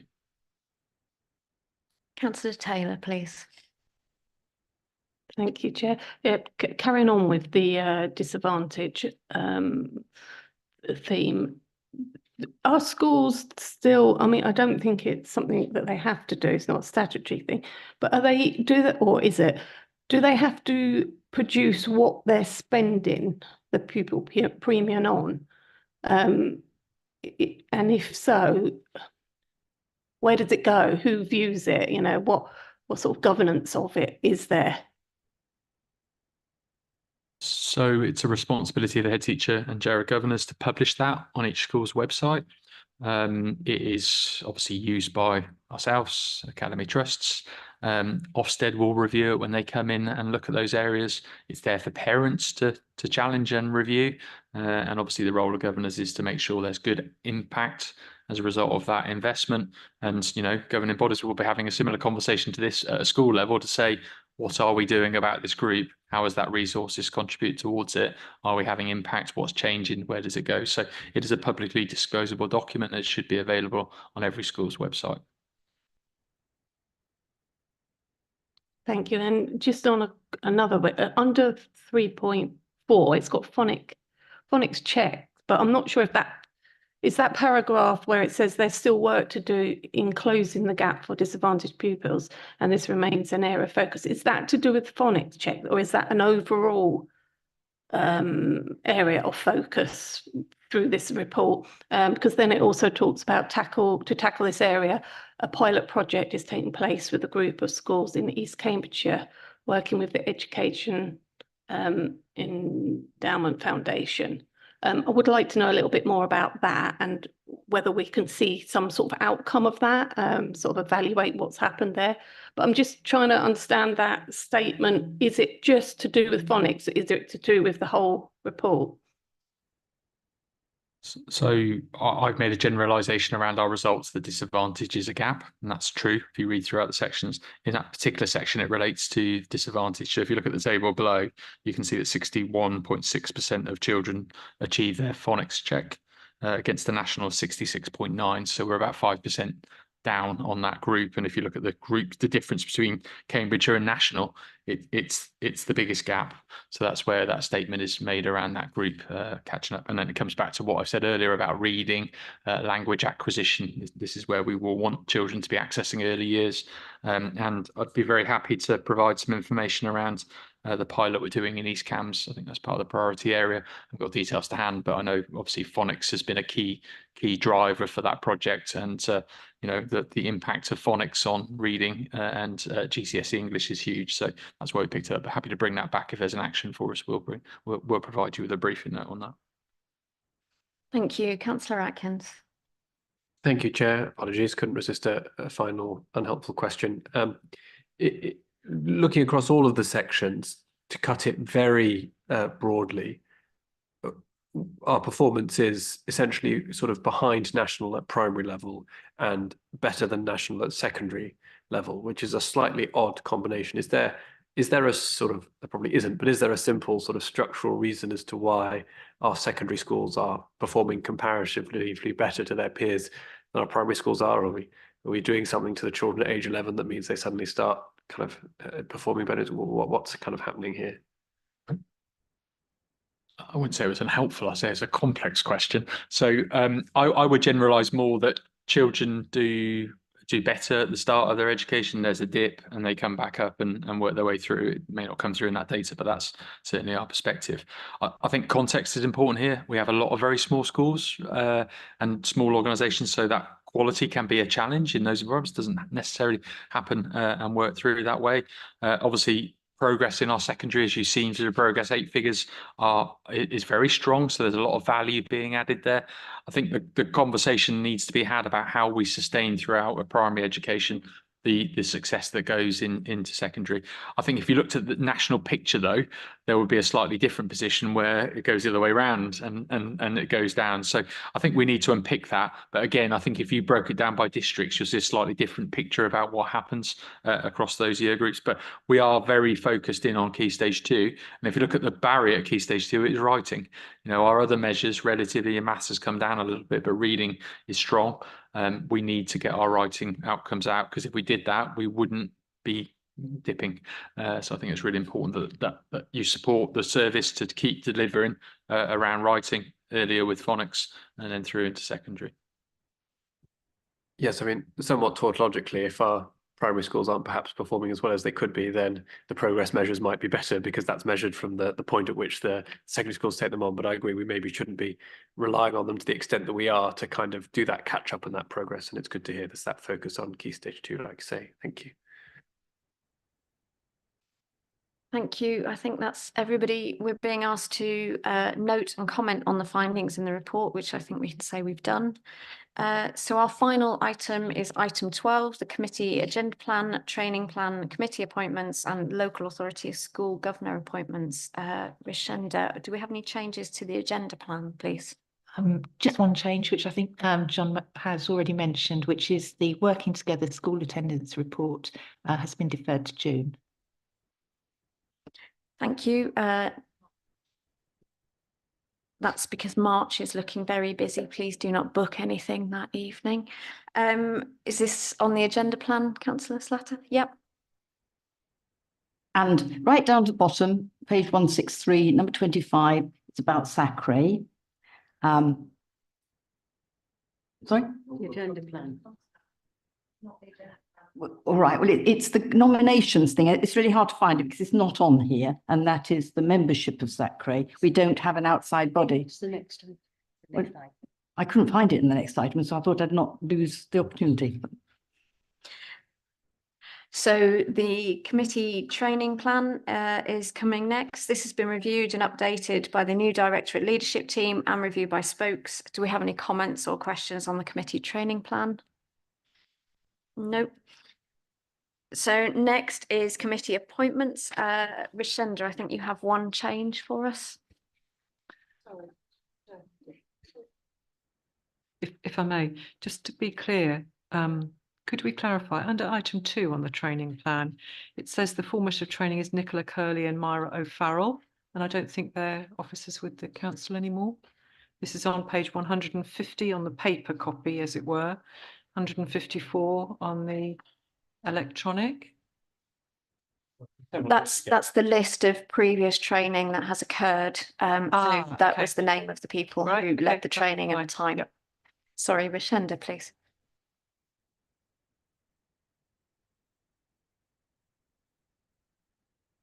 So committee appointments, Rashenda, please. Thank you, Chair. Councillor Sharp succeeded Councillor Maguire as a member of the Corporate Parenting Subcommittee on the 8th of December. Thank you for that, and thank you, Councillor Sharp. I also understand that Councillor John Gowing has put his name forward to fill the vacancy for a second Conservative member on the Standing Advisory Council for Religious Education. Are members happy to confirm this appointment? I'm seeing nods, thank you. And finally, we're asked to note the local authority school governor appointments between August and December 2023. As always, I'd like to place on record the committee's thanks to all of those who give up their time to take on these roles and contribute so much to our schools and school children. Our next meeting will be a long one on the 12th of March, but I now declare this meeting closed. Thank you.